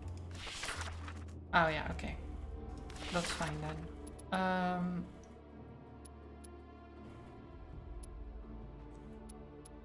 We can get a better sword.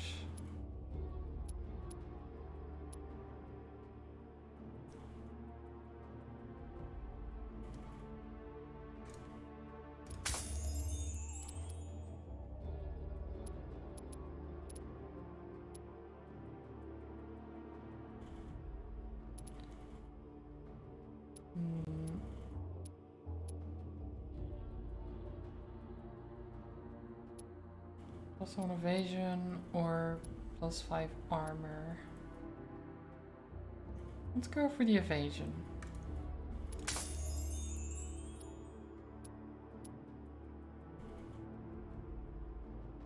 And we'll get this one too. Why not? Why not? Just buy everything. Visit the stalls. Purchase supplies.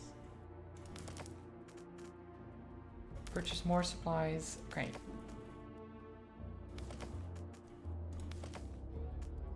And then minor healing. I think that's good. Like, we're still a little bit wounded, but we're fine.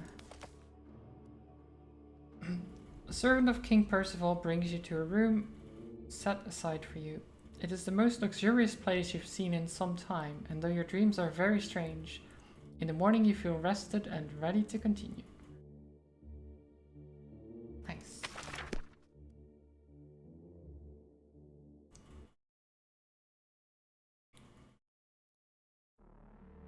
We're on the boat.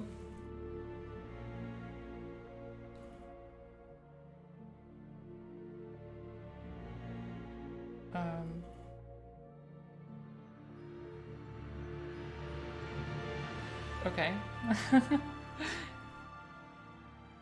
I was like, is something supposed to happen, or?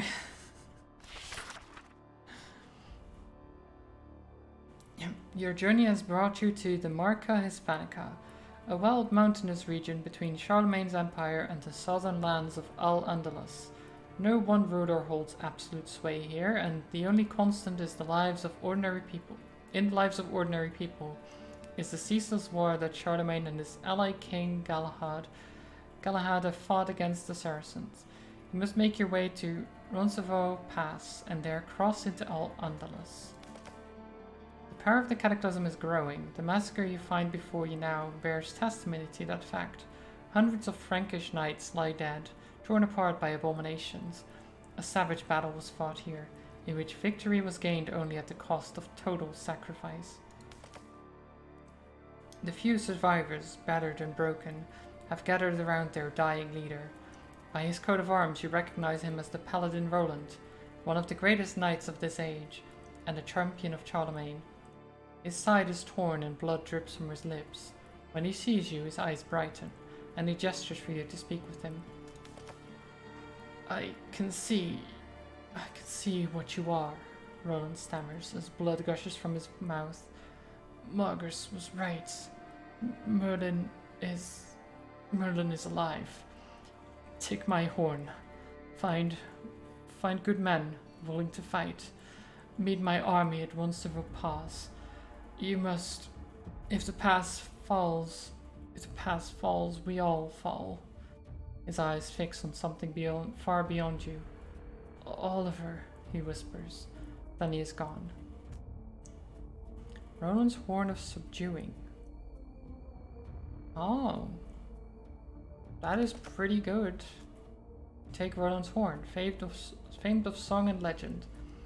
His surviving men do not object. They nod silently and set out, limping to prepare for the coming battle at Roncesvalles Pass. Okay. Let me... So, we have this horn. I'll give this to Morgan instead.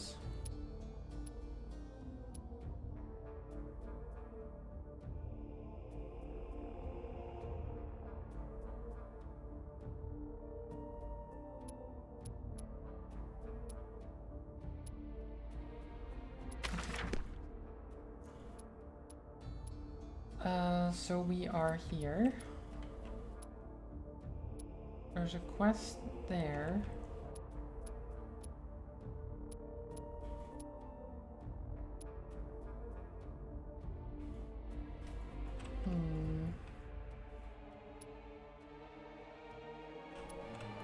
So we are going over here.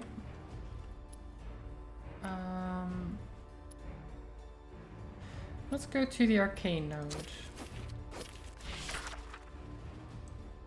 A beautiful damsel standing by the side of the road calls for your attention. O kind travelers, will you not help a poor damsel? A band of evil robbers has made its nest in the silver mine owned by my father, the Duke. The good people of this land depend upon that mine. Sure, we'll take on the quest. Taking pity on the damsel, you head for the silver mine. Luckily, it's not far.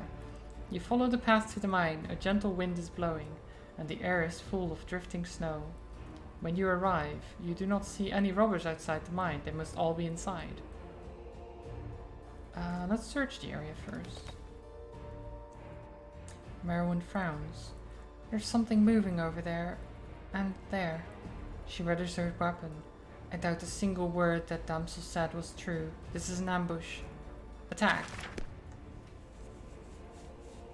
Damn damsels always causing us issues. Okay.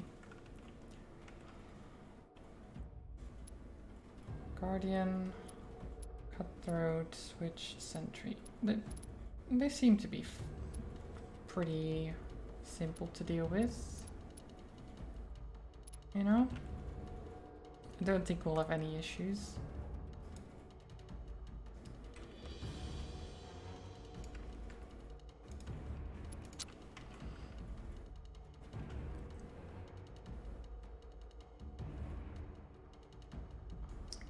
There's a bit of awkward terrain though, but that's fine.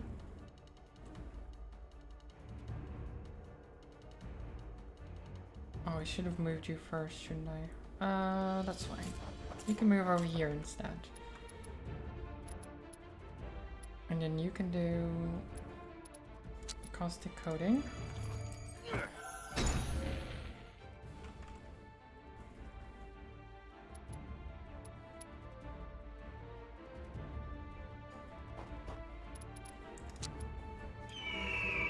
Archer's Vigil.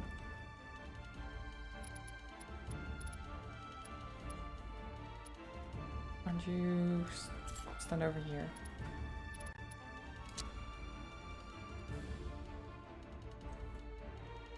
Are they not?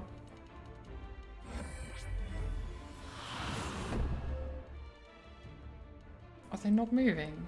Oh no, this guy is. Aha!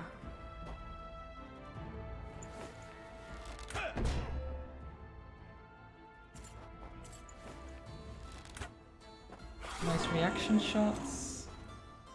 Also made him bleed.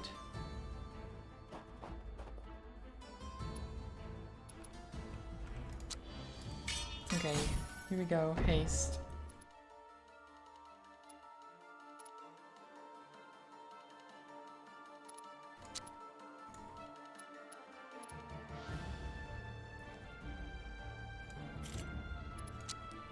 Cleave.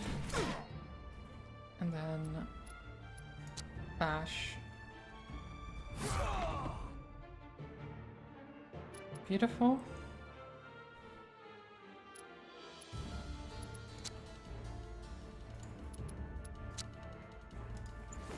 And then bang.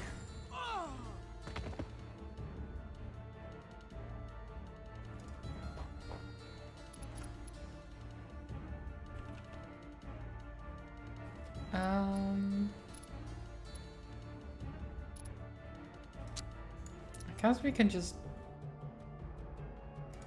use this horn. stagger them, and then run around here. So it means they can't use offensive actions. So they can come closer to me, but they can't actually attack me.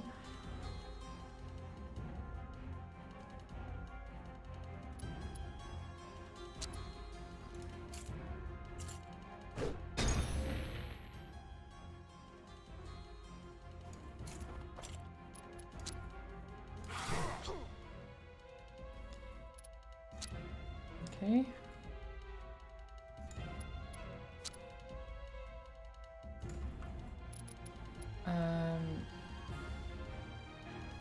Let's have you move over here. Cinch.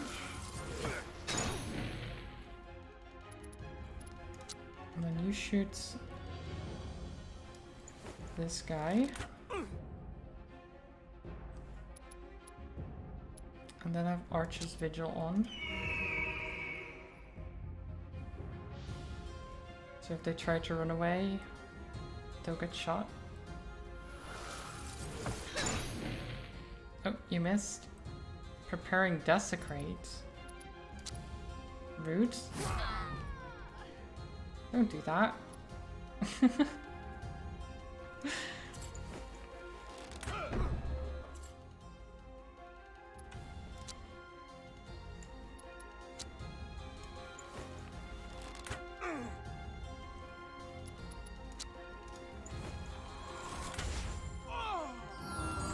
Nice. Ooh, we got 95 gold for that. And some supplies. Very nice. Welcome back, Zelda. Let's go to this arcane node. On the road towards a bleak, bare plateau high in the mountains, you encounter a bright-eyed damsel, accompanied by 2 servants. You are approaching the Pool of Chance, a creation of the sorcerer Atlantes, she warns you. Be careful, for like all his creations, it is fickle and capricious. To some it grants good fortune, to others pain and doom. So you're saying this is a gamble? The pool swirls in countless hypnotic colors, so that gazing upon it one forgets the ice and snow, and even the wind fades, until all that remains is the pool. It is a gateway, you realize, not to places, but to possibilities. The grail hums and buzzes as you step closer. Okay. Which of the characters reaches in? Let's have Merlin reach in.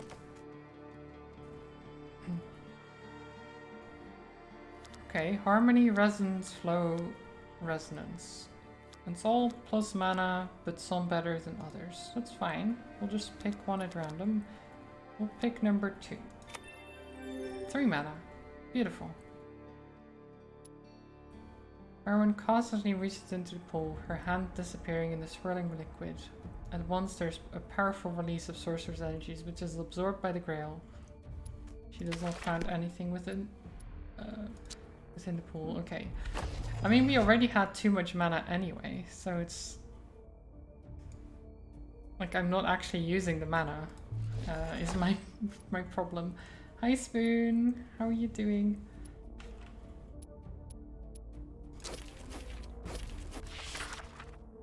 Your journey has brought you to a small mountain village. Sometimes travelers like yourselves are cause for excitement in such places, but today another has got the villagers' attention.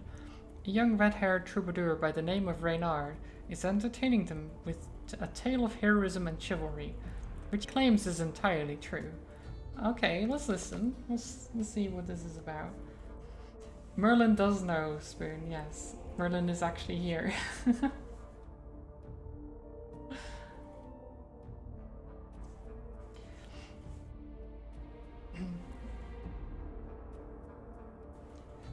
I think Sunburn said hello earlier to you, but you weren't actually here at the time.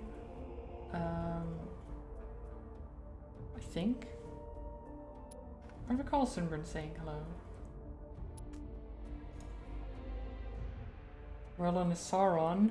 What? Oh my god. I mean, there is some comparison there. Also, hi Kirby, I hope you're well.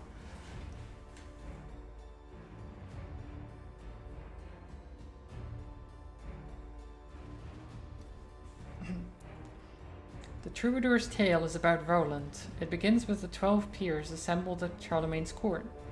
Though when you count all the paladins mentioned, there are actually 15. Charlemagne's wise advisor, Alcuin, bestows a quest upon the paladins to travel to the court of Harun al-Rashid. Convince him to marry his daughter to Charlemagne's son, Charlotte, and return within 12 days.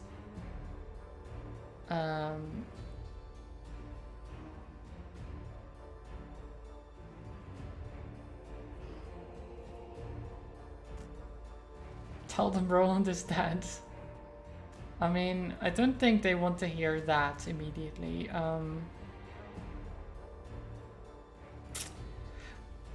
We'll not protest immediately. Let's just continue listening to see if he goes further into this weirdness. As the story continues, it becomes more fantastical. You have encountered some strange things in your travels, but nothing as absurd as a horse that eats air, or a fairy who must be caught by the forelock. Nor do you believe that King Marsilius of Alandalus can speak the language of mice. Still, the villagers seem entranced by Roland's adventure, and it's hard to deny that it is agreeably diverting. Okay, so we can gain inspired, or we can protest. Let's protest this fiction. Reynard appears vexed by your interruption, though for a moment he seems to be suppressing a grin. He challenges you to prove that anything he said is false. And we can tell a better story. Ooh. Or we can either argue of what is true or not, or claim we can tell a better story.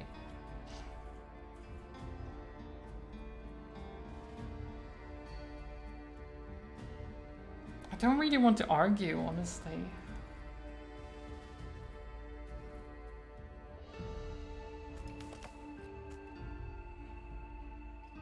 The crowd waits expectantly for you to begin your story. Ooh. Tell the story of your quest.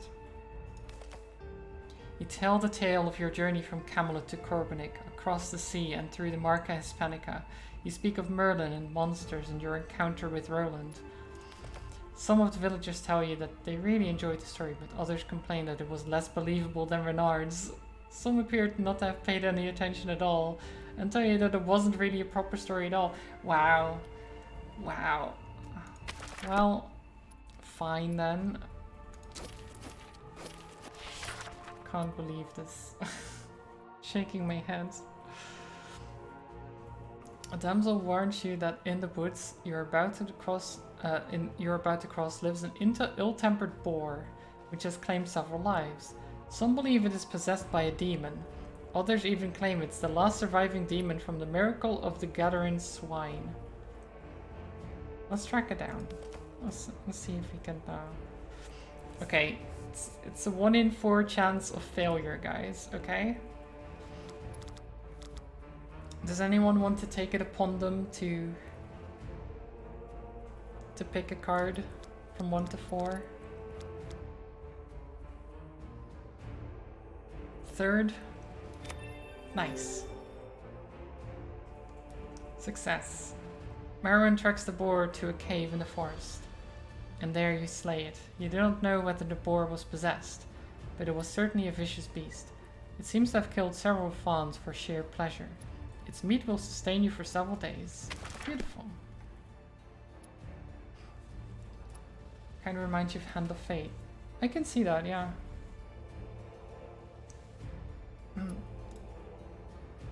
It's pretty cool. Traveling through a hamlet, you're approached by an alarmed rustic. Strangers, you seem like fierce warriors. Please, will you not help Bradamant? She is a great warrior herself, but she's fighting the bandits in the old fort all by herself. We told her not to go, but she insisted that honor demanded it. Okay, we'll go. At the old fort, a battle seems to be raging. There are screams and the sounds of clashing swords from within the walls. When the bandits occupying the fort spy you, they attack without a second thought. Okay, here we go. So yeah, there is combat, but it's like this. It's more tactical combat, which I like. I like this type stuff.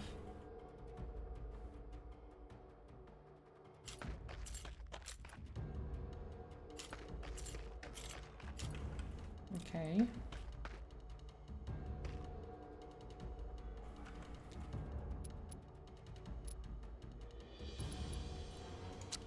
Caustic coating. And then cinch. Immediately.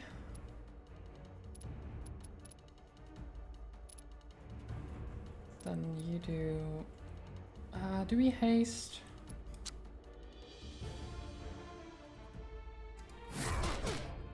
Boom. Push him into the crates.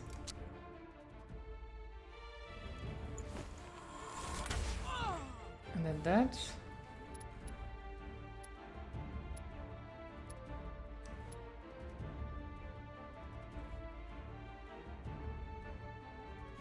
Go behind here.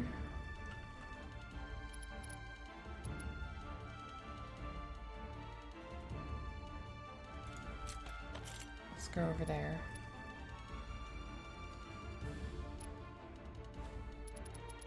Okay. Is XCOM of Fate? Sure, yeah. That's a way to... That's a way to explain it. Okay, he's bleeding.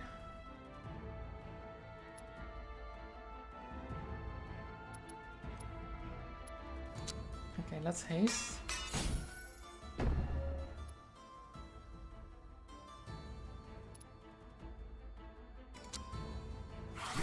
Slash.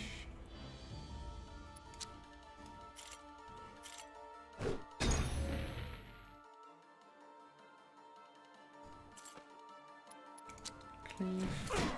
Okay.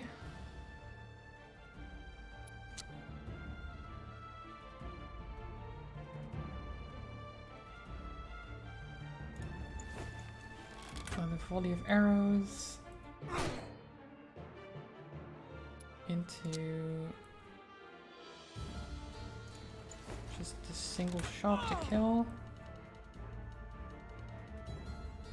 You still have full armor. So what happens if I use the horn here? Ah, he can't. Yes, he can't use his prepared action now. Beautiful.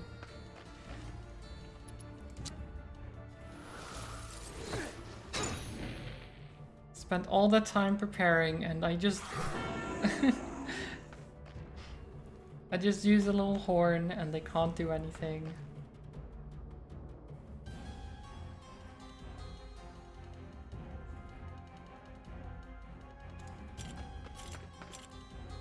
Hello. Push.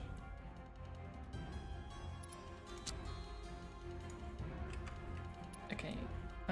Caustic coating. Hello there. Hello there.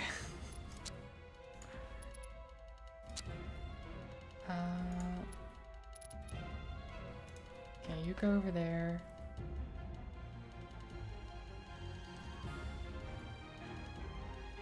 I guess we can do a Archer's Vigil here and see what happens. Do they run away?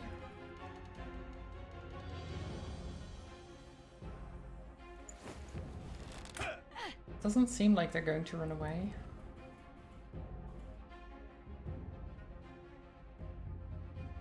Okay. I mean, that is a smarter thing to do because I would just kill them if they did move.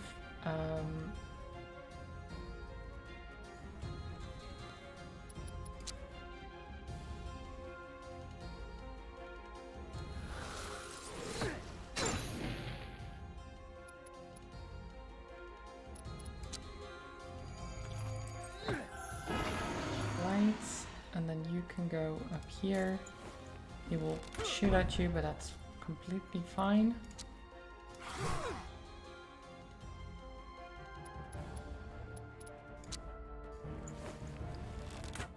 Because then Merlin can just shoot both. Nice. Easy fight.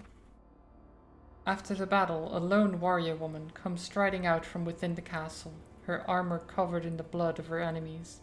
This must be the legendary Bradamante.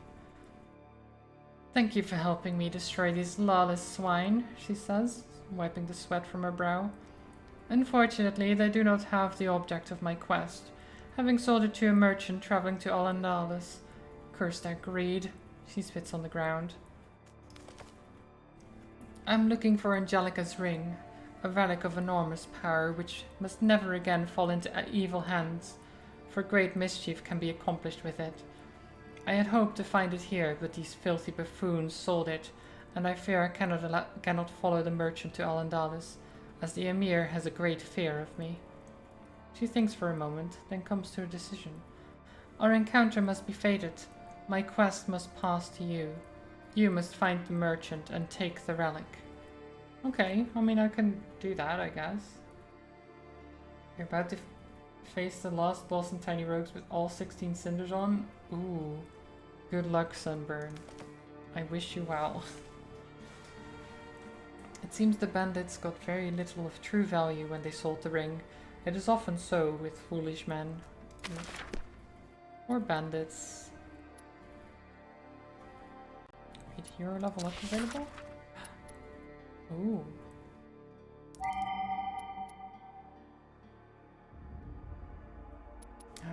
Okay, we can get some bonus health. Ooh, increase. Okay, so we have slash or dueling slash, which means they weaken the enemy with their slash, or gritting slash. If the damage is fatal, gain 2 stacks of grit, which increases his power. Ooh.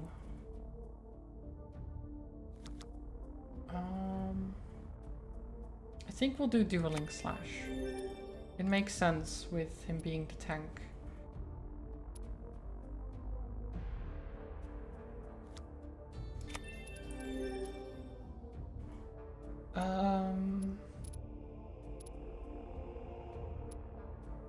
Let's see if we can upgrade Archer's Vigil in some way. Preemptive Vigil. Applies 2 stacks of weakened slow. Applies 2 stacks of guard down. Plus 2 damage taken from all sources. Ooh.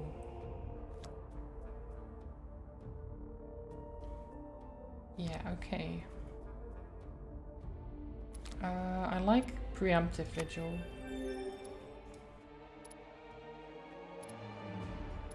Let's see if we can improve Singe. Takes +3 damage from Singe attacks. Does not decay. Oh. Sure. So the more he singes things, the more damage they take.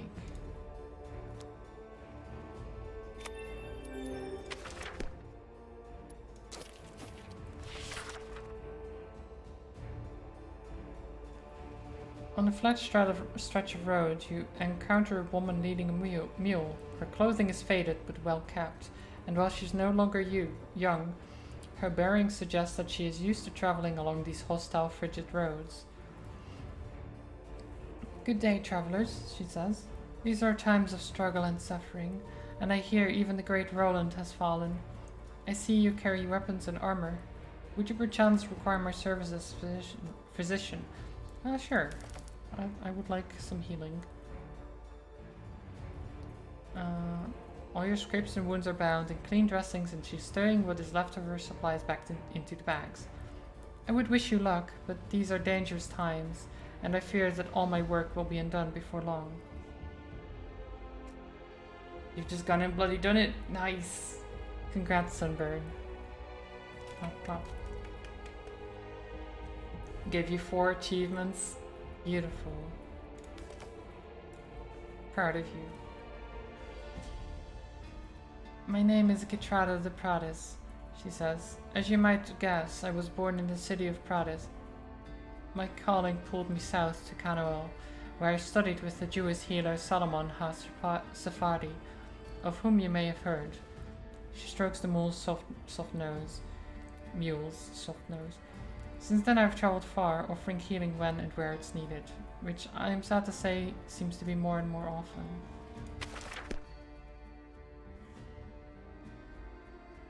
You can add new songs to your Tiny Road playlist. All achievements are named after a song. Oh, nice. I guess that works.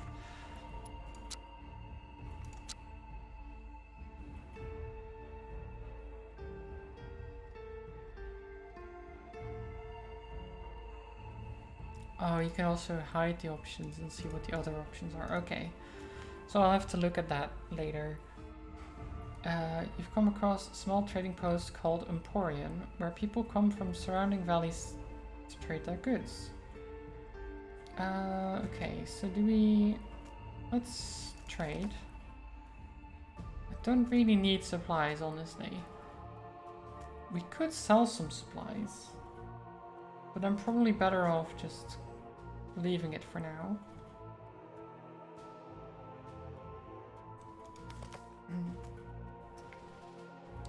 It's been terrible, one of the merchants tells you. First these wars against the Saracens, which might enrich Charlemagne, but do us no favors, no sir. Then all the stories about monsters and people disappearing off the roads like they've been snatched by Gaoko? Gaoko? I don't know that name. I might have to stop coming out east for some time. Well, yeah, maybe don't come east. Merlin's cave. Oh, we can't go to Merlin's cave anymore. So sad.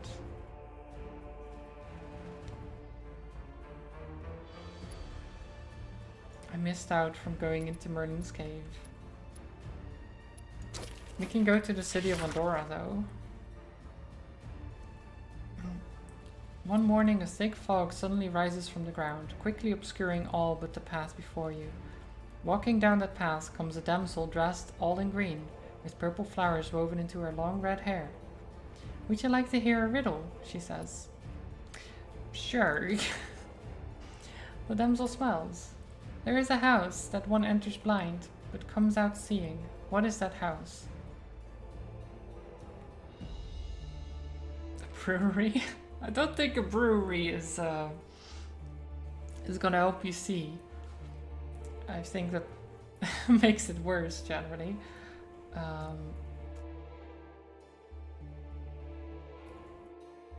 mean, school makes sense to me. There is also the point of religion, of course, where you could be like, oh, but the church helps you see, but I don't...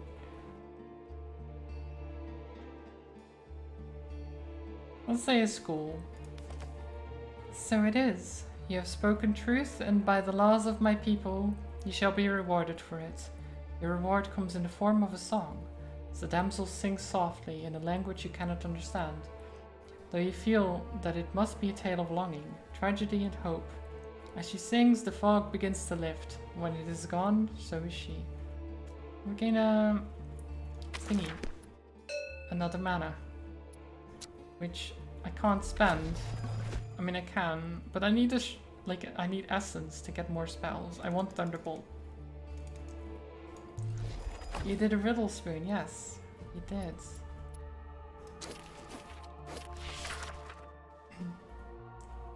Come to Andorra, a mountain city of great beauty. This is a place of ancient half-forgotten histories of pagan tribes and Roman conquerors, but today its people swear allegiance to Charlemagne, who gave the city its present form as a bulwark against the invaders from Al-Andalus. A small shrine has been erected near the gate, in memory of Roland. It is wreathed in white flowers. The city has been heavily fortified, and soldiers patrol the streets. The main square resembles a military encampment. The beauty of its arches, its towers, and its great churches remains undiminished, however. Ooh, we can explore.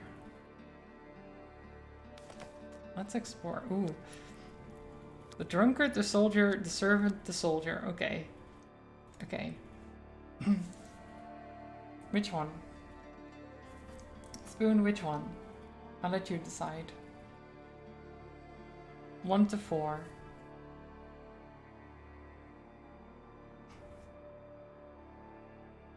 2? Okay. 2. The servants. I don't know what it means, but... You're stopped in the street by a man who claims to be a servant of the sorcerer Magris. who was a friend to Merlin. He has a small vial full of black smoke, which he claims will give Merlin strength. We allow him to open the vial near the Grail. I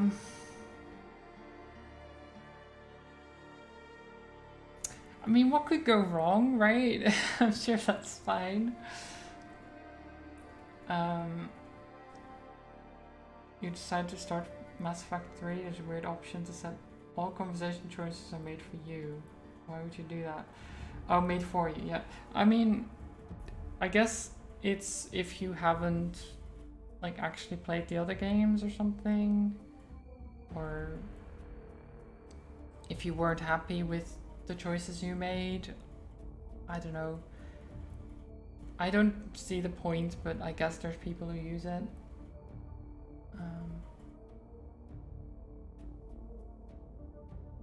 I know, but like I know conversation options are one of the big parts of the game. I just don't know why. I mean, there must be a reason, right? You know what? Let's just allow this guy. Let's allow it. He opens the vial and the black smoke is absorbed by the Grail. You've seen it do similar things before. For a moment, you wonder what exactly all these energies are, and how the Grail itself functions. But you know the answers are far beyond your comprehension. Margaret sends his regards, the servant says, bowing. I'm sure that's fine. Like, it absorbed the black smoke. I'm sure nothing bad will come of that. Is it the healer? How much are you missing? You're missing 5 exactly. Okay, minor healing. This is marketplace. Relic shop? Anything cool?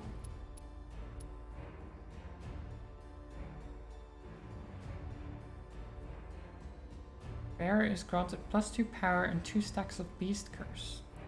Okay, so does more damage but takes more damage. Interesting.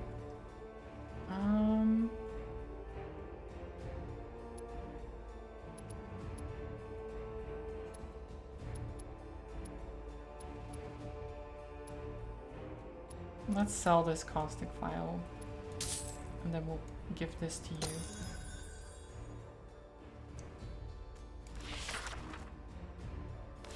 And then the blacksmith. We can't actually afford anything.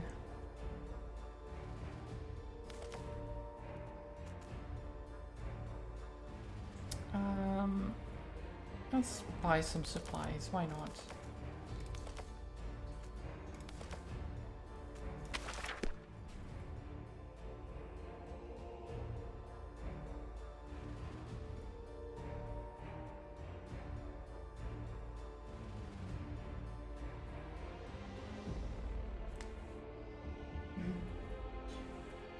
I mean, I guess there's that if you're afraid you'll miss something by making certain choices, there's something to say for that as well.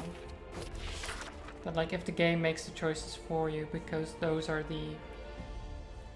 the like real choices, right? The proper ones that they expect, I guess, or that are like lore-wise the way to go. There's something to say for that.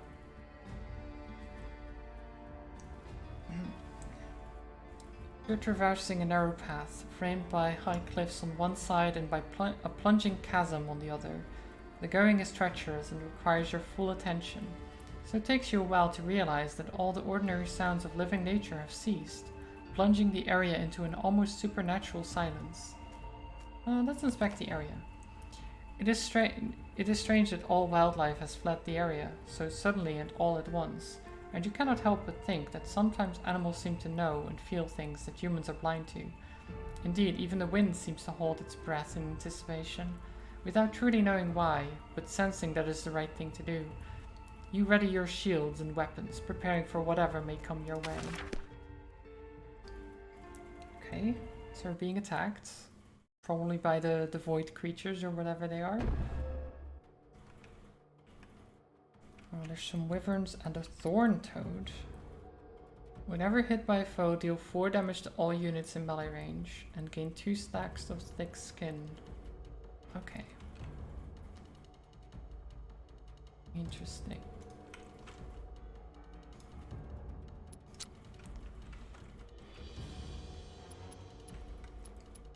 Okay, haste immediately.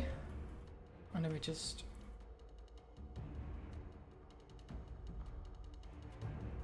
run all the way over there. Yong.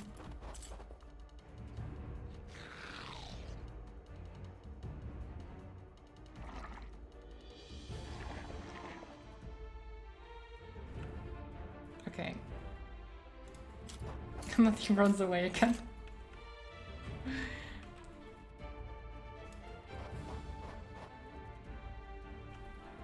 They are not cute, no. They are not. You're right.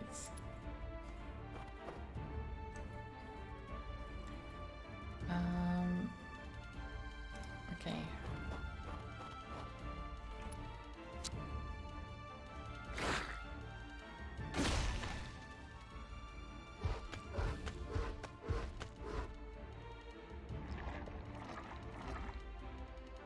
That's fine.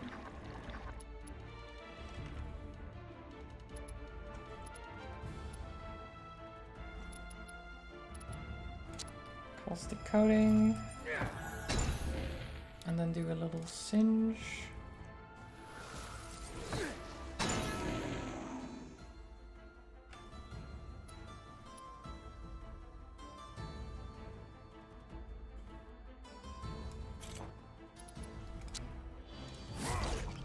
Bam.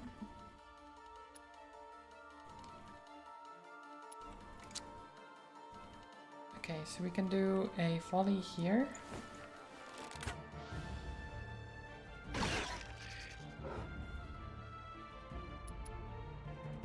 And specialty arrow won't kill. So I think we'll do preemptive vigil instead.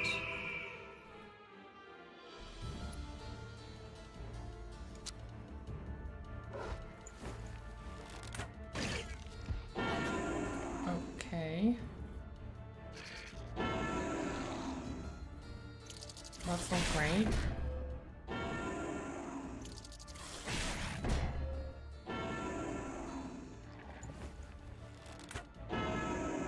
This is fine. Ding, ding, ding. What is this? Miasma. -2 accuracy, -2 evasion. Okay.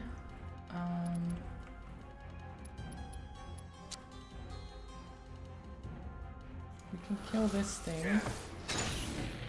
Oh, never mind. Never mind. Okay.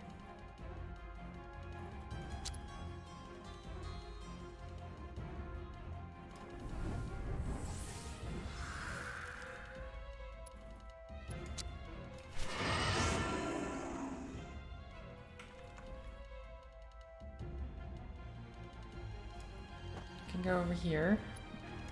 Lose that miasma. And then shoot him. Missed. What? How did you still miss?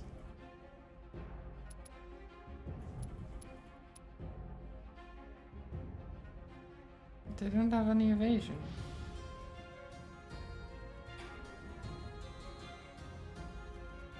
Are you still affected by something? I mean, maybe.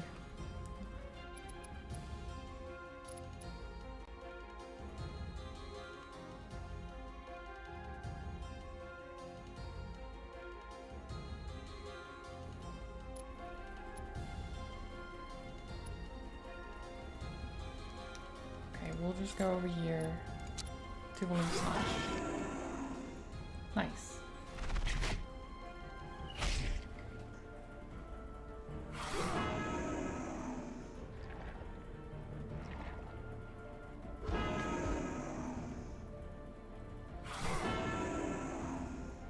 make them bleed.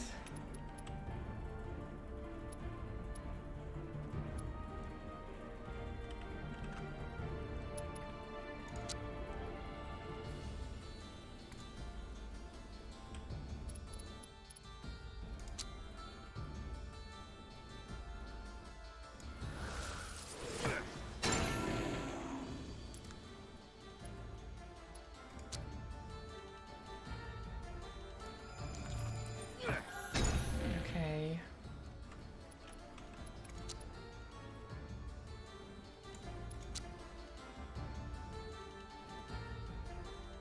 So mine's to accuracy.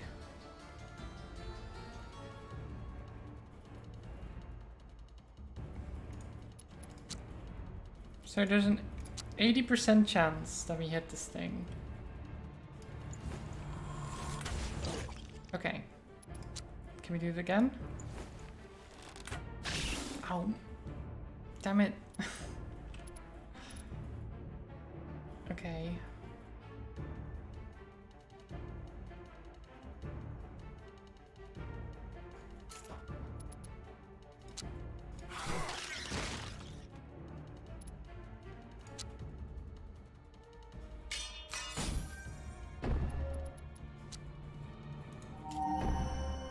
Let's do that. I've never used spells before. I really should. Oh, he's jumping away.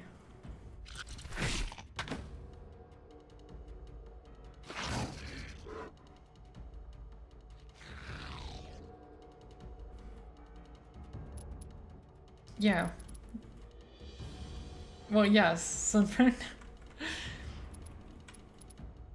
I only have one, and it's to grant evading to all allies. I haven't needed it, so I haven't really used it.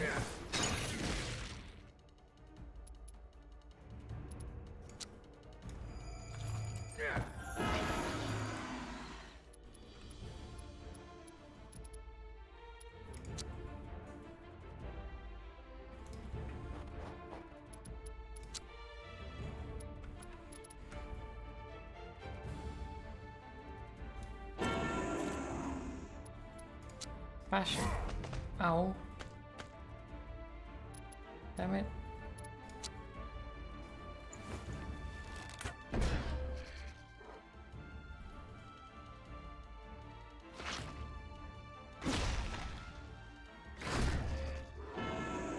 That's fine.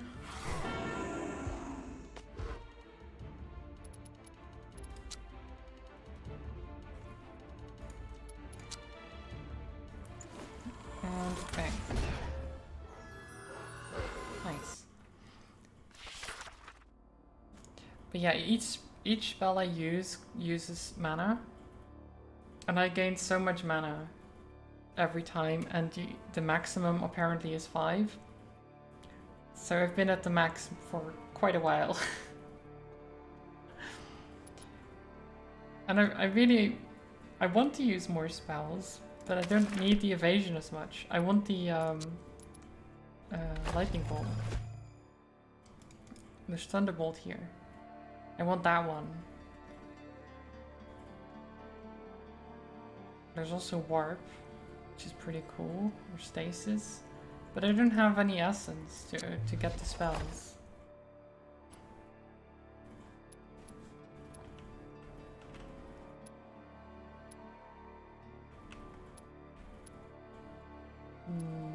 So these are all corrupted. A veil of no return.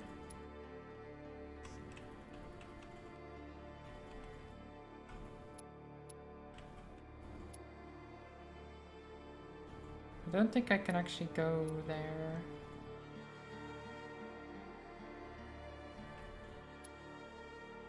I can try.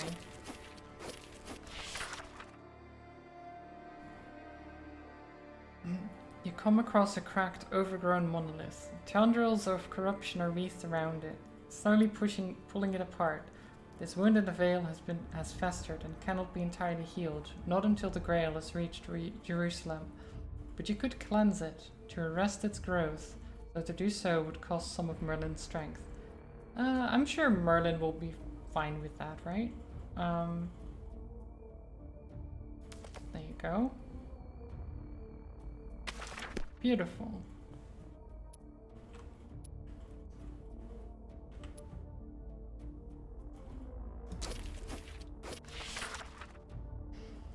Hi Joe. Not in marriage, no. No marriage here. We just took Merlin's hand and we don't want to give it back.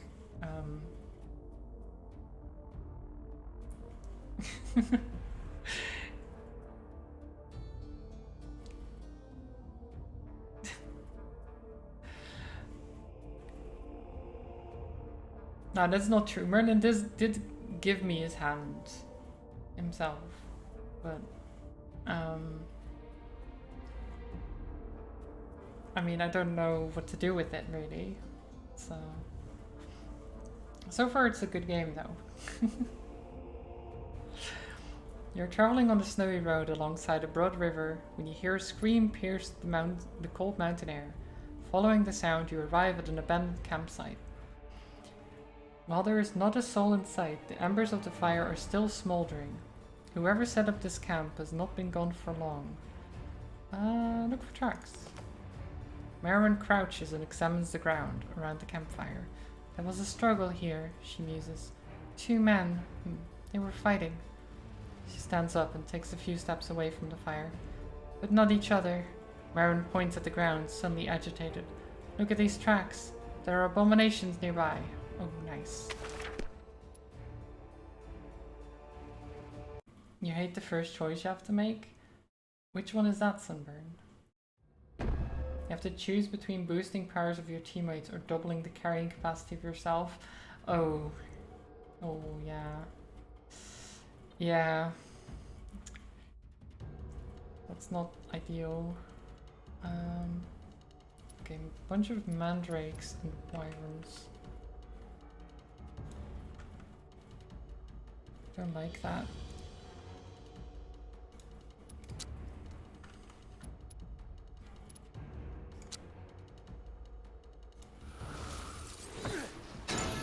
Let's start with that, and then caustic coating.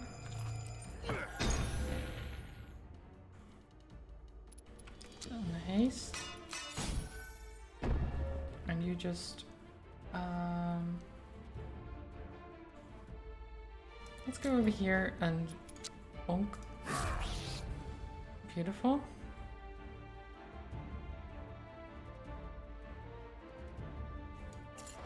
And I go stand next to this wyvern. Specialty arrow.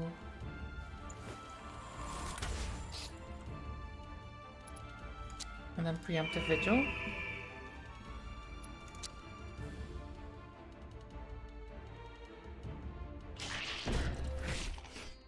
That's fine. He's losing some armor, but nothing too bad. Reaction shots.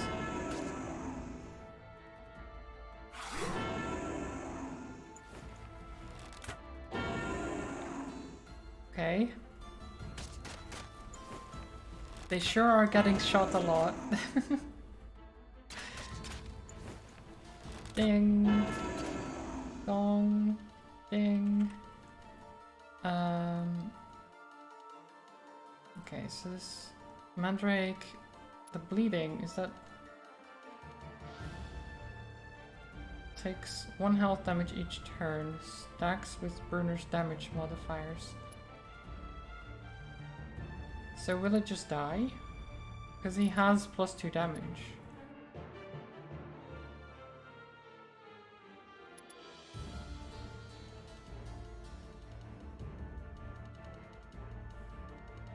He has 7 power.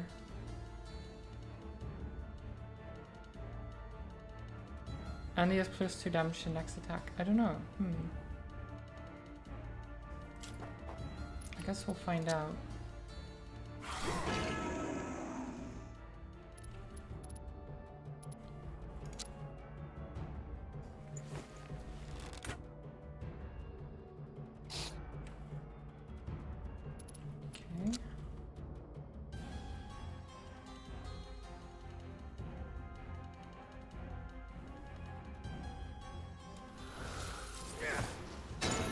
that guy, and then use the horn, meaning they can't do anything. That horn is amazing. I love it so much. Give him some armor back.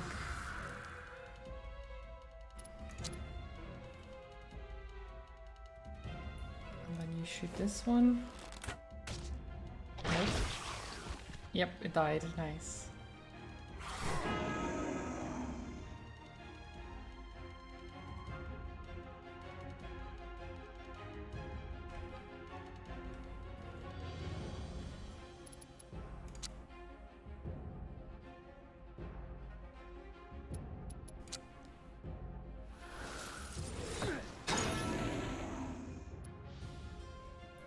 Okay, and then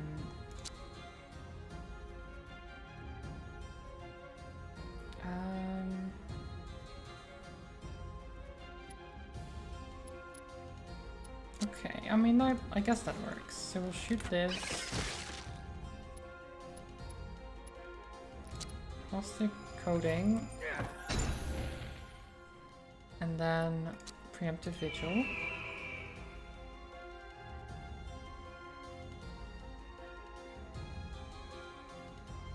And you can come over here and bash this thing? No, I can't. I was gonna bash this construction of some kind, I don't know what it is, into them, but I guess I can't do that, sadly.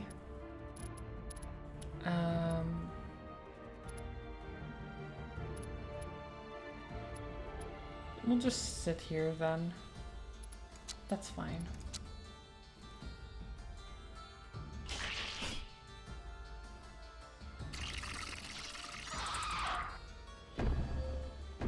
Okay.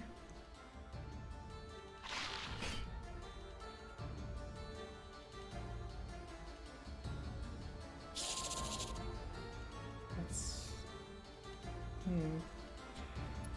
Okay. Not ideal.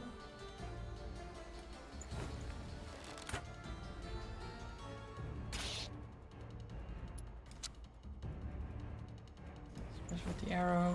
Don't miss. Damn it. Damn it. Okay. Shit.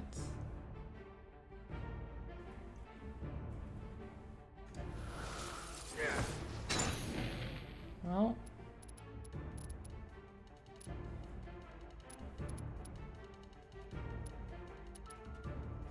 I guess we'll do this. Get the evasion there. Nice. So that works. And then you haste yourself.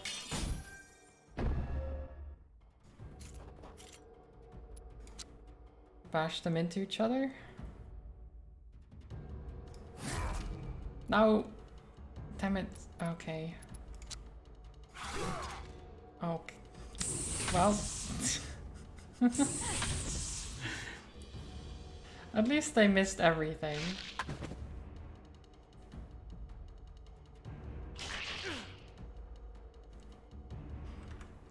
We tried.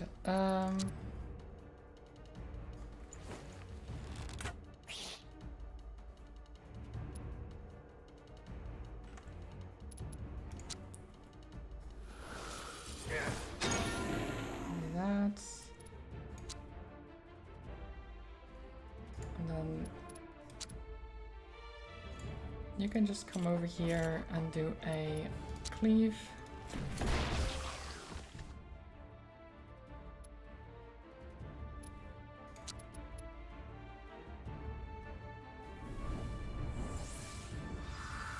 Oh wait.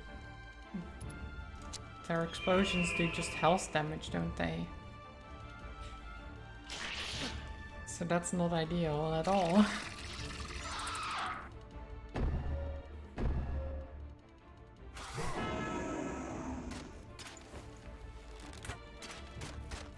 Okay, you know what? Him being there is a lot better. Because then I can do... Okay, never mind.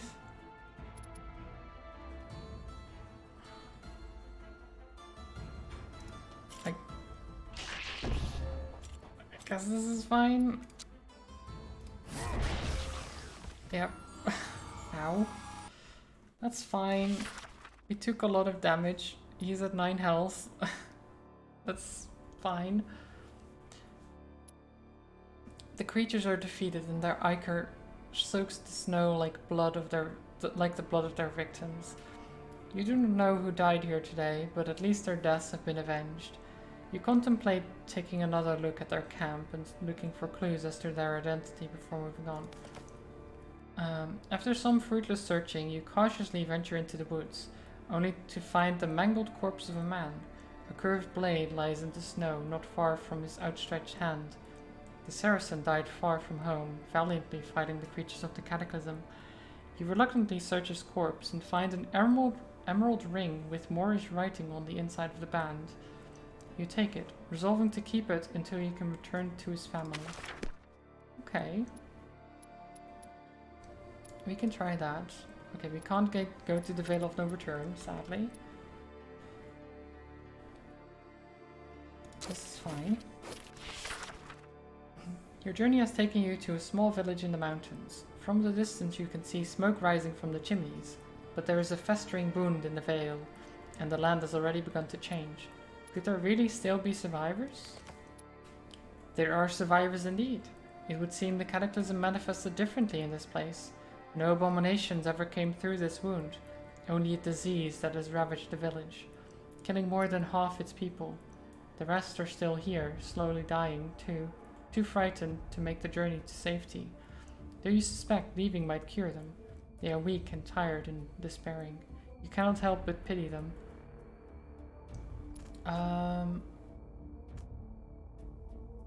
Ooh.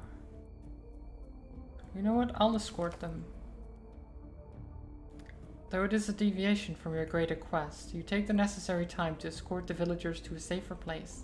Sometimes one must simply do what is right, and damn the consequences. Exactly. Who cares about the consequences of my actions? You've come across a small settlement that has been decimated by the Cataclysm. The people who lived here must have been refugees, or perhaps one of the wild tribes that are said to inhabit some of the remote valleys. But whoever they were, the Cataclysm has swept them away. Destroy the abominations.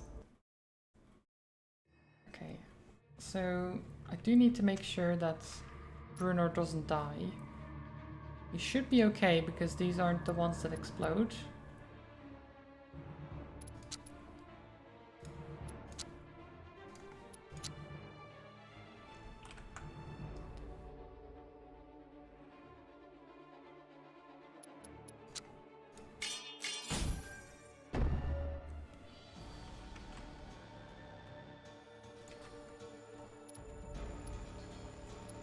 Okay, caustic coating.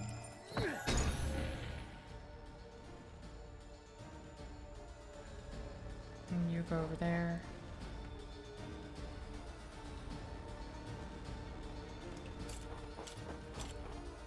Run to there. And you go over here.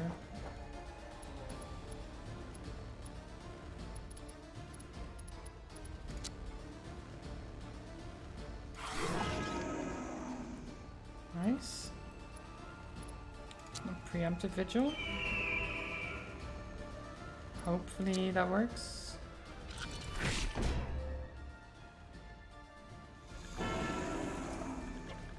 Okay.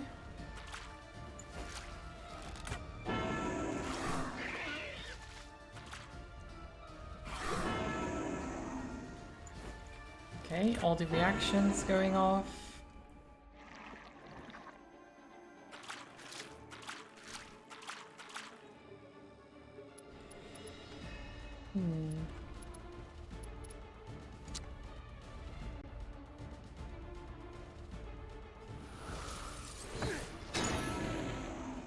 Let's do that, and then restore his armor.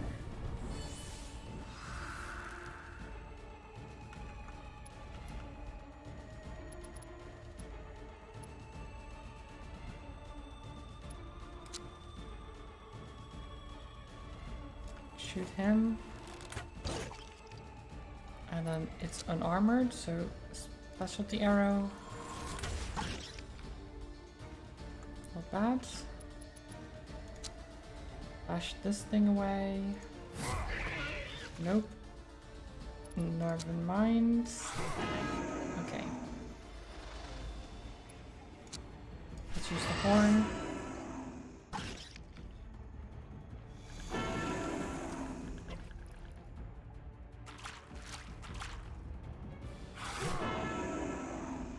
They can't actually attack us at the moment because of the horn, which is very nice.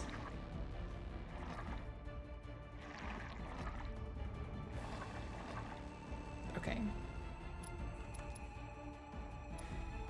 Caustic coating.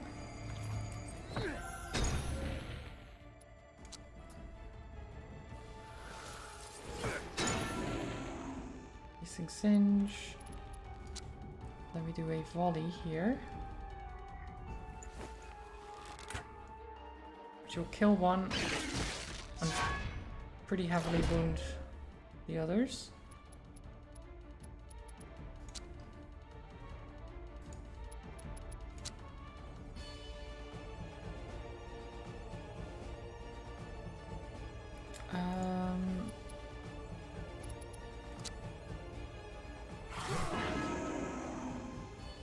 Okay. I guess you can cleave. That works.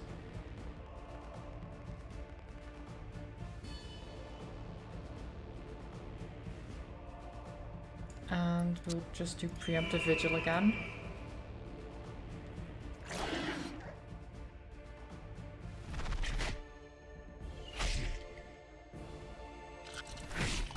Okay, I don't like them attacking our wizards.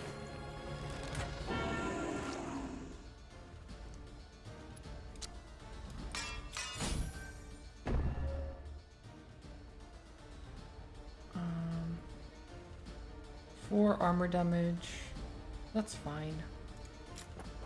We can take some armor damage for that. Doing slash into a bash. Nice. And then specialty arrow.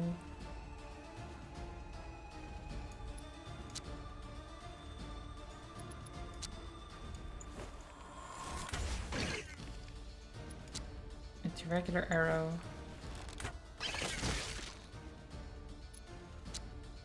Piercing surge. Singe rather, not surge. And then get your armor back.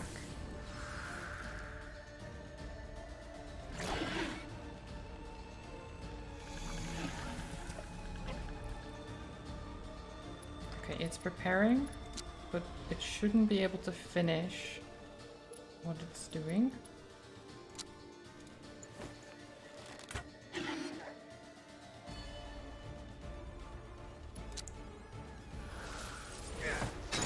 There you go. Beautiful. And we've got another level up.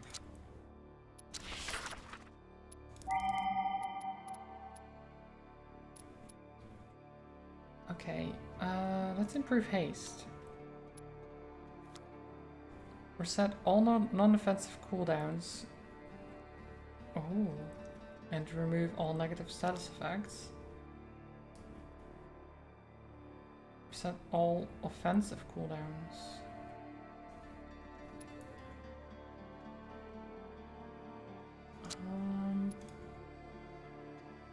Cleave. Pull targets in, disrupt actions. Ooh, that could be nice.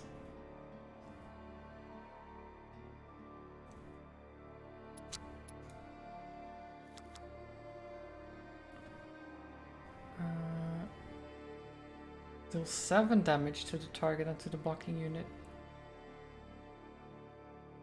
And this one, target hit also gains 1 stack of staggered.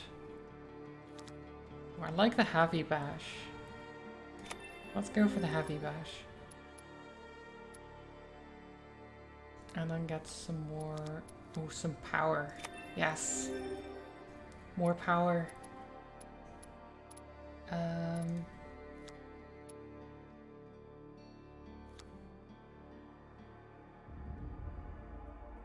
Okay, can give it a bigger range. Or if it deals damage, gain a stack of surge.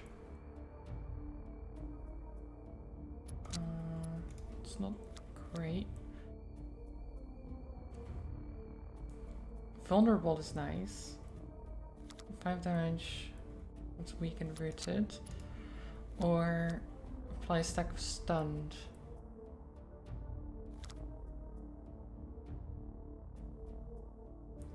Deals 7 health damage to an enemy bypassing armor.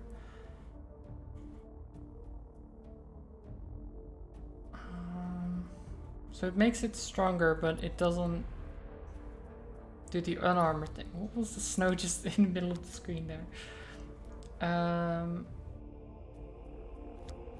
Lower cooldown, but less damage. But more damage if the target is armored, so...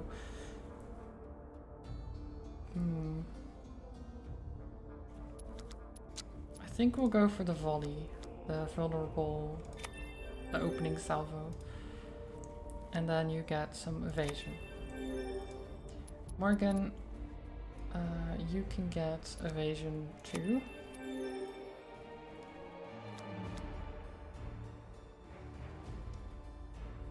Restores 6 armor points to an ally. In addition, restores 4 to self and gain 2 stacks of powerful. 2 stacks of resistance. Apply 2 stacks of corrosive weaponry to an ally. Do extra damage to armor equal to 100% of the attacker's power. Ooh. And this one gives caustic weaponry to everyone.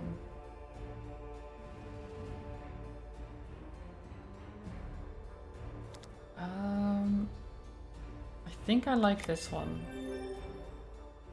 Like applying a bigger armor debuff seems good. You're journeying past a burned field with smoke still rising from clumps of charred vegetation. When you come across a man sitting by the wayside, his clothes and face are stained with soot, and an air of dejection seems to surround his person like a dark and heavy cloud. Ask him what happened. What happened here? He raised red-rimmed eyes to look at you.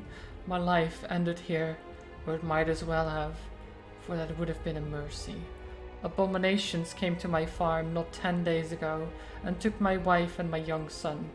I wished only to join them in death, but I held on for my daughter, who lives with her husband in Garunda, for this next harvest would have brought in coin that they could well use.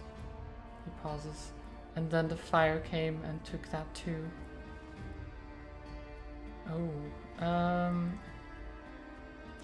He has more to live for. Comfort him or offer him a new purpose.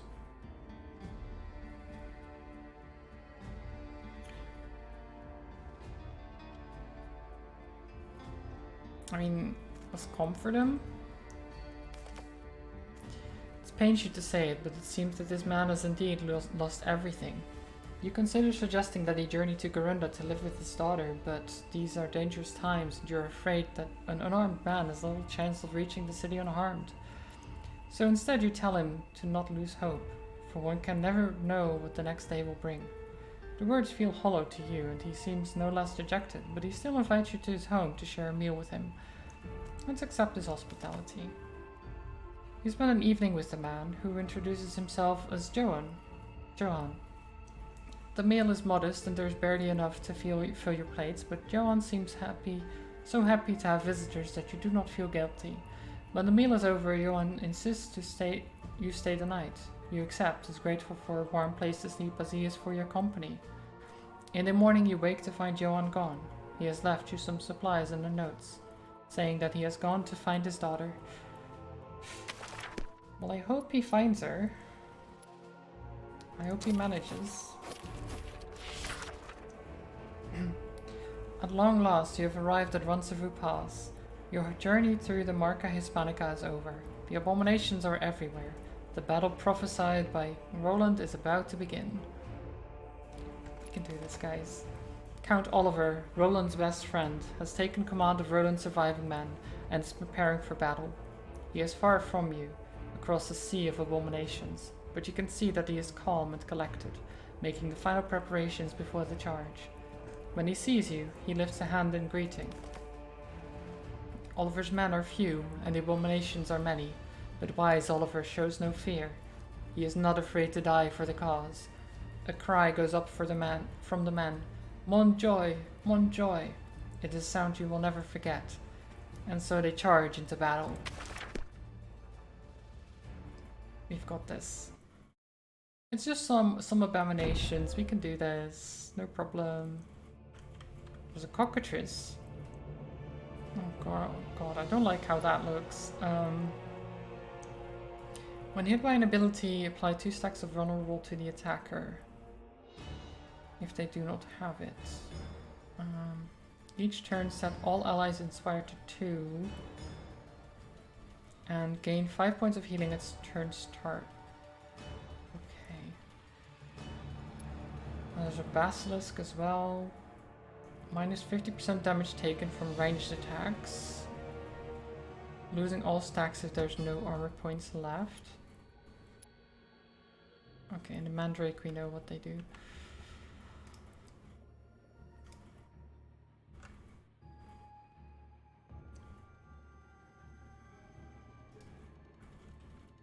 Okay.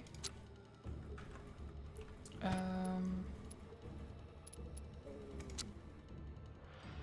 guess we start with corrosive weaponry on Merlin. And then just immediately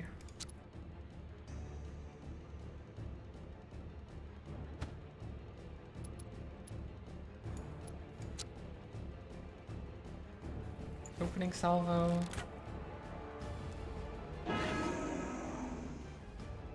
Into shoots. And then its armor is already gone.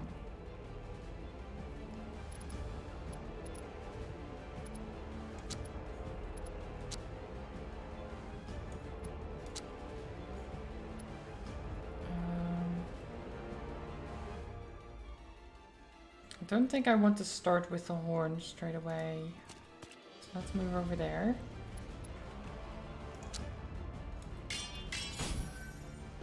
Haste. You're right there. Dueling slash into heavy bash. Boom. 1 down. Easy.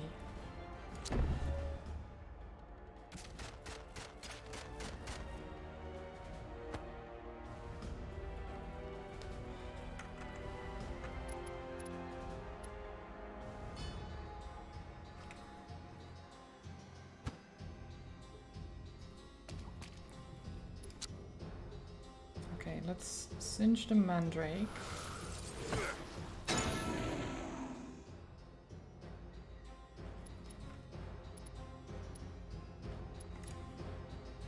Can't quite shoot them from here, so let's move slightly forward.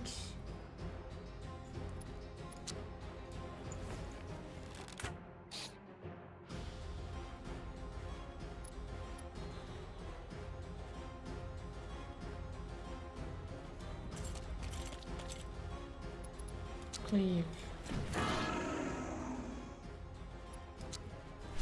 And then use the horn so they can't attack. And they run away, so they start bleeding.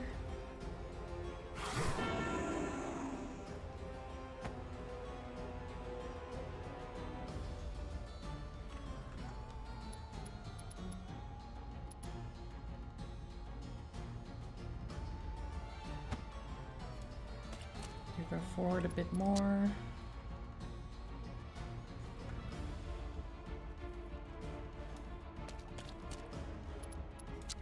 Piercing Singe.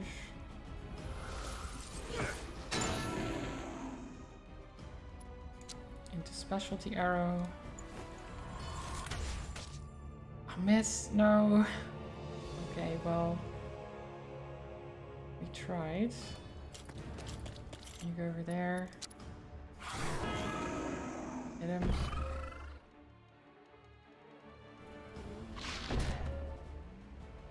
It's fine.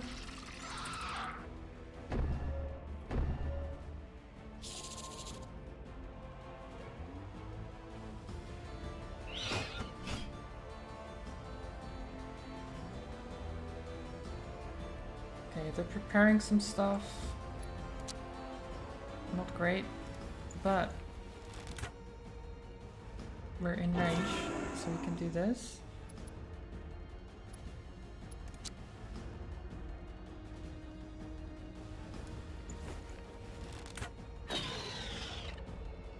That's one down.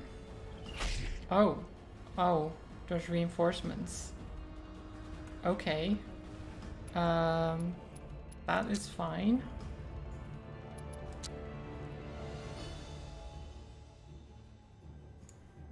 You can't actually hurt the guy right now.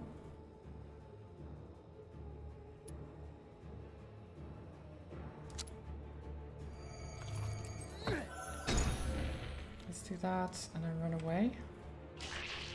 That's fine.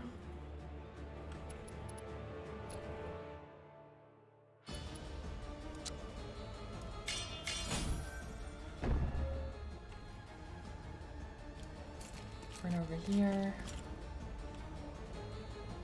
And then run behind. Actually,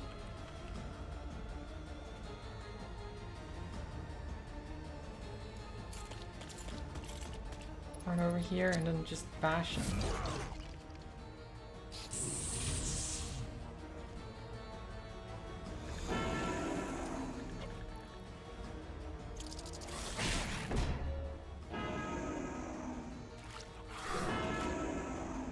Okay.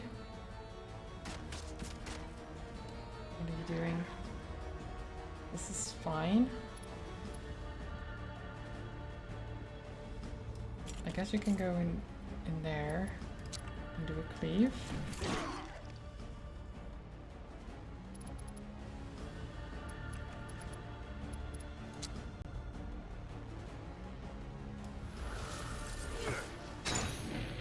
Miss. That's fine.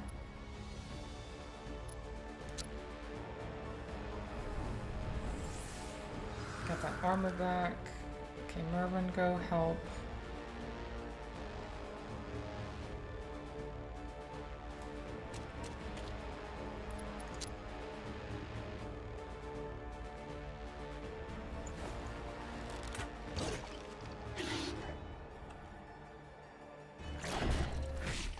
Oh, the wyvern isn't dead? Oh shit.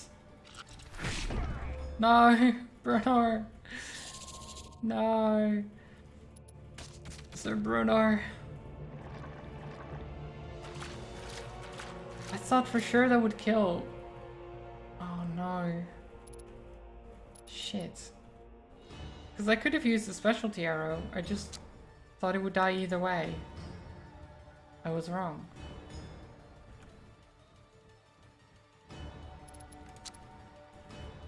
I should have looked at the actual damage it would do instead of the bar.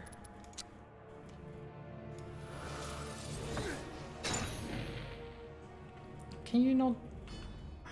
Can you just stop missing? Okay. This is fine. So is he just permanently dead now? I guess so.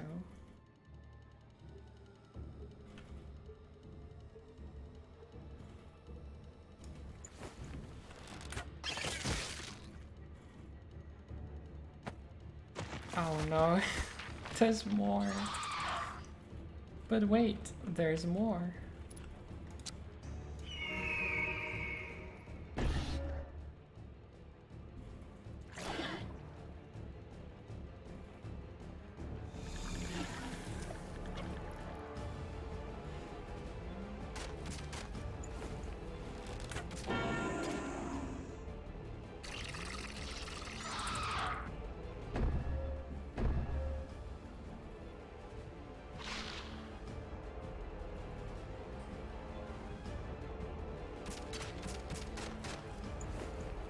This is really quite bad, considering our tank is dead. Oh jeez.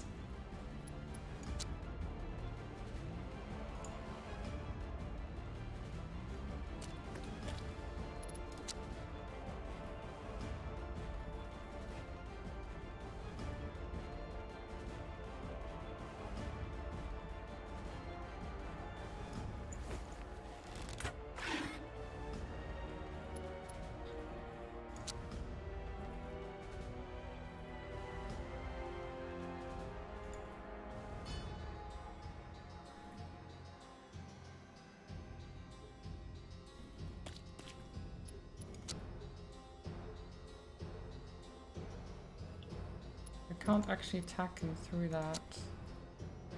Shit.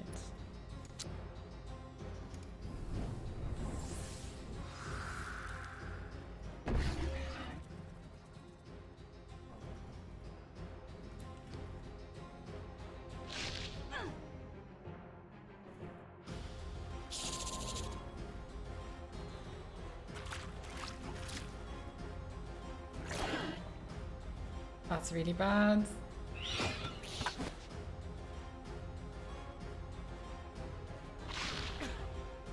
Okay.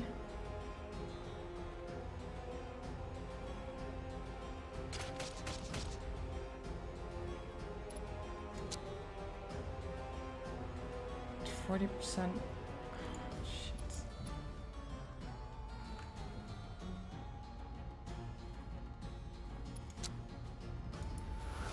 Get him. Nice.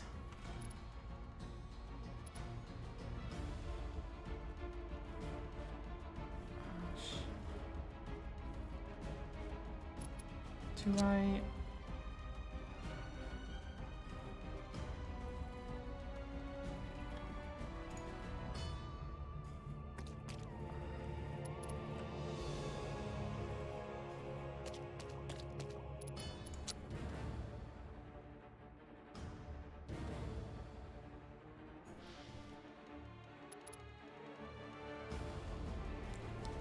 Okay, well, we're just running away. We're just running away. Bravely running away.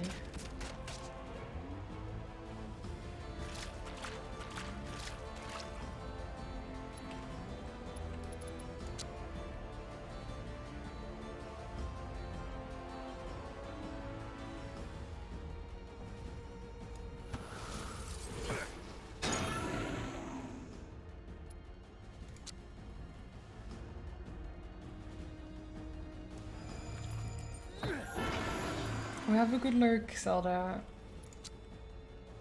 Thank you for being around. Hope you have a wonderful day. We'll see if I can manage to get myself through this awful situation. I'm pretty sure I can't. We still have evasion? No, we don't. We'll just use another one.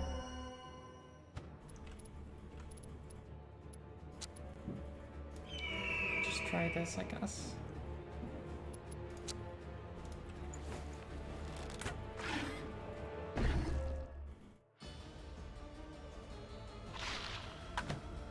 Okay.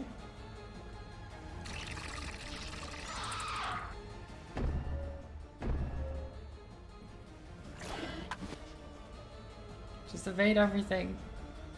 Dodge it all. You can do it.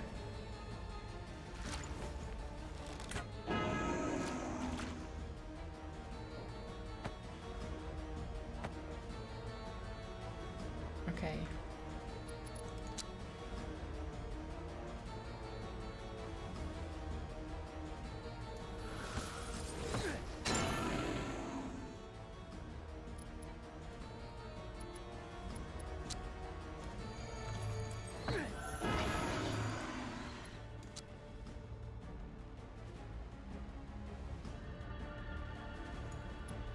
Specialty arrow.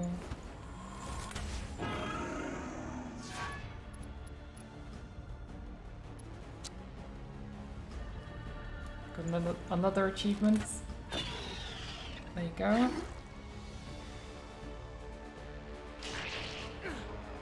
That's fine. That's fine. We've got this. We'll survive on 1.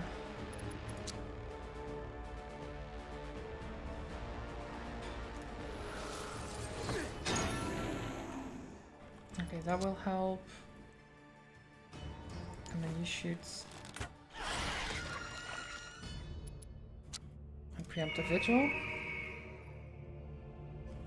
And then you get behind here.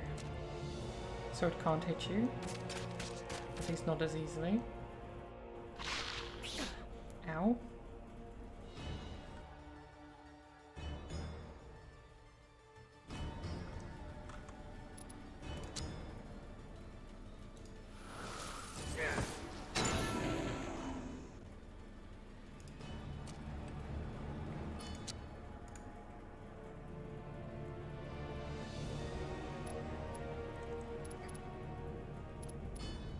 I guess we just wait here.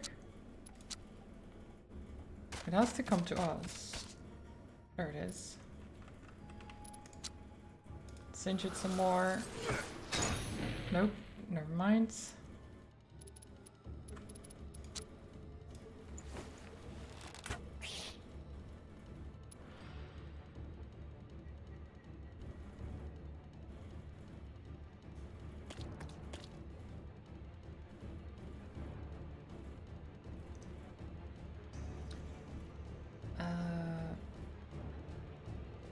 Can we just run behind here? Nice.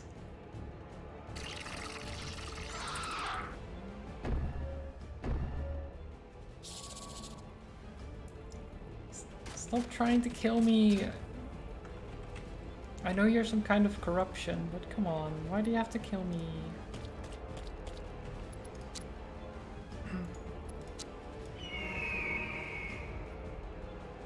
That just seems very evil, you know?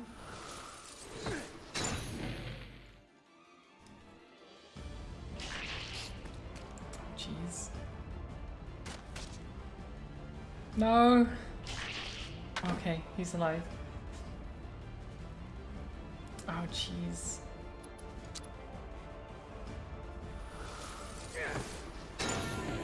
Okay.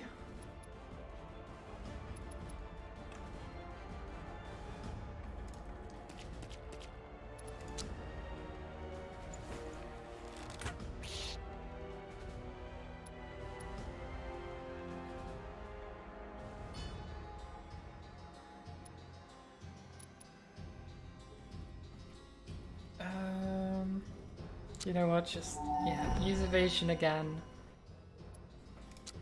This is fine. Oh, and then singe. Oh wait, it died. I didn't even need to use that. Well.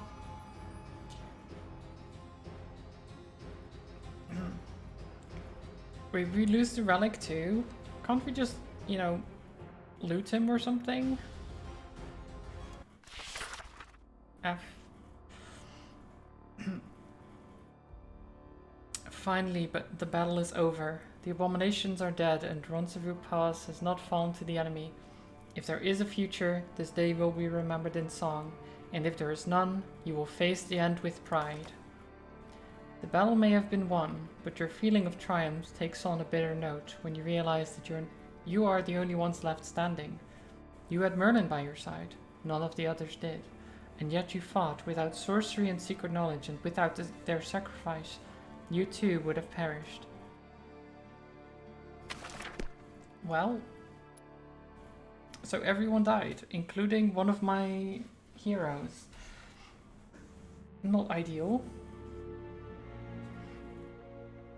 Not ideal at all. Can we actually get a hero back? That would be nice.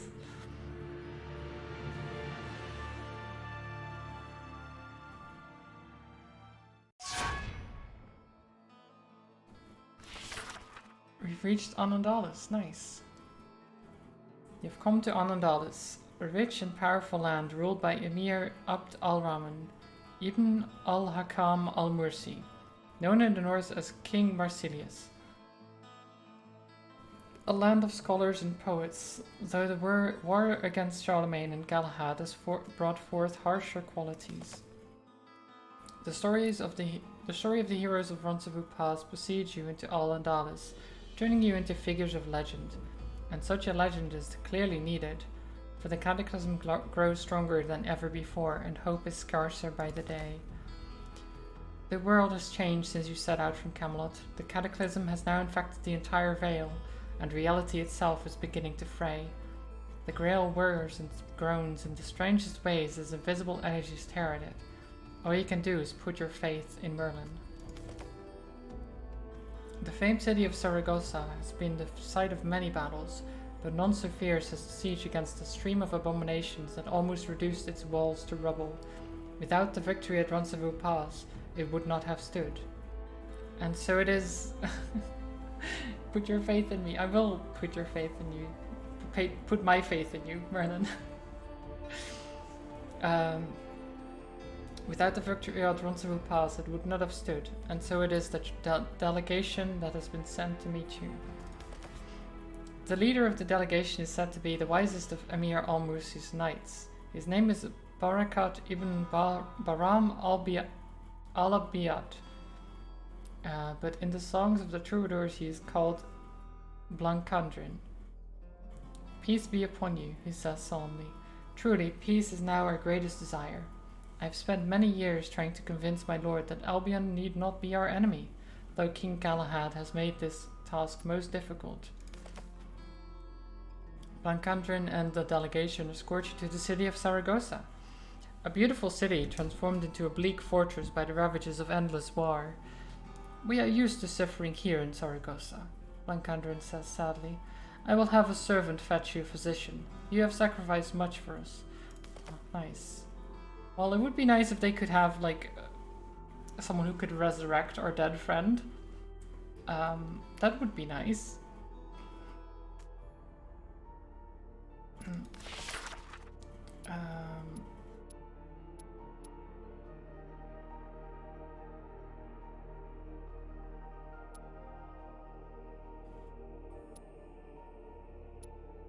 Two accuracy, one evasion, one power.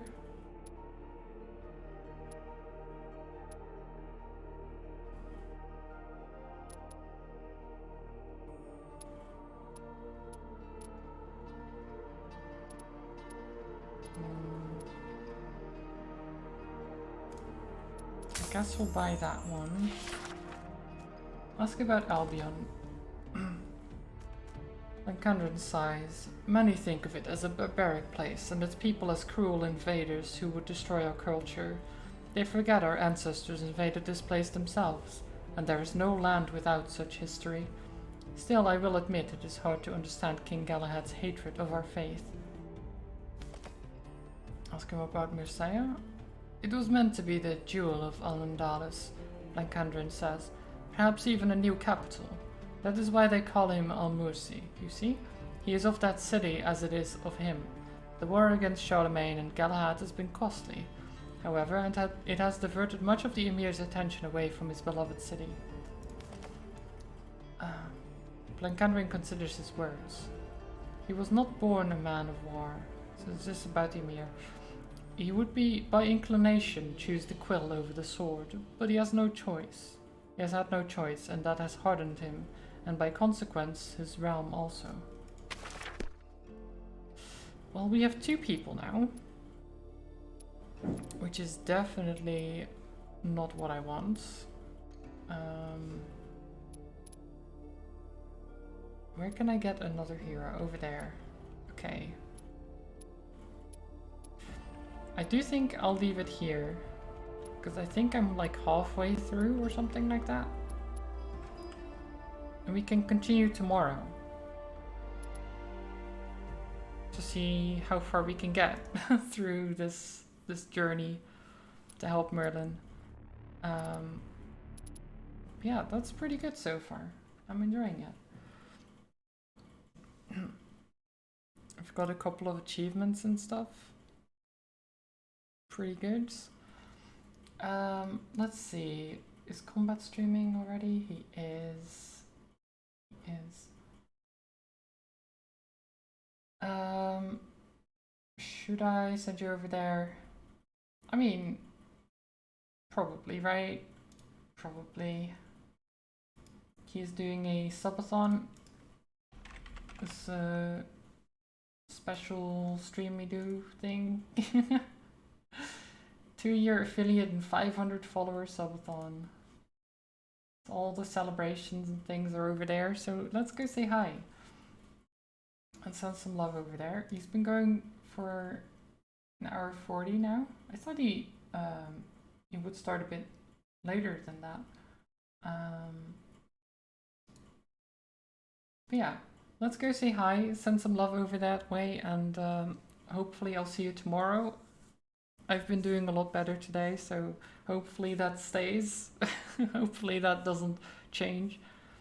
But thank you all for watching. I hope you had a wonderful time.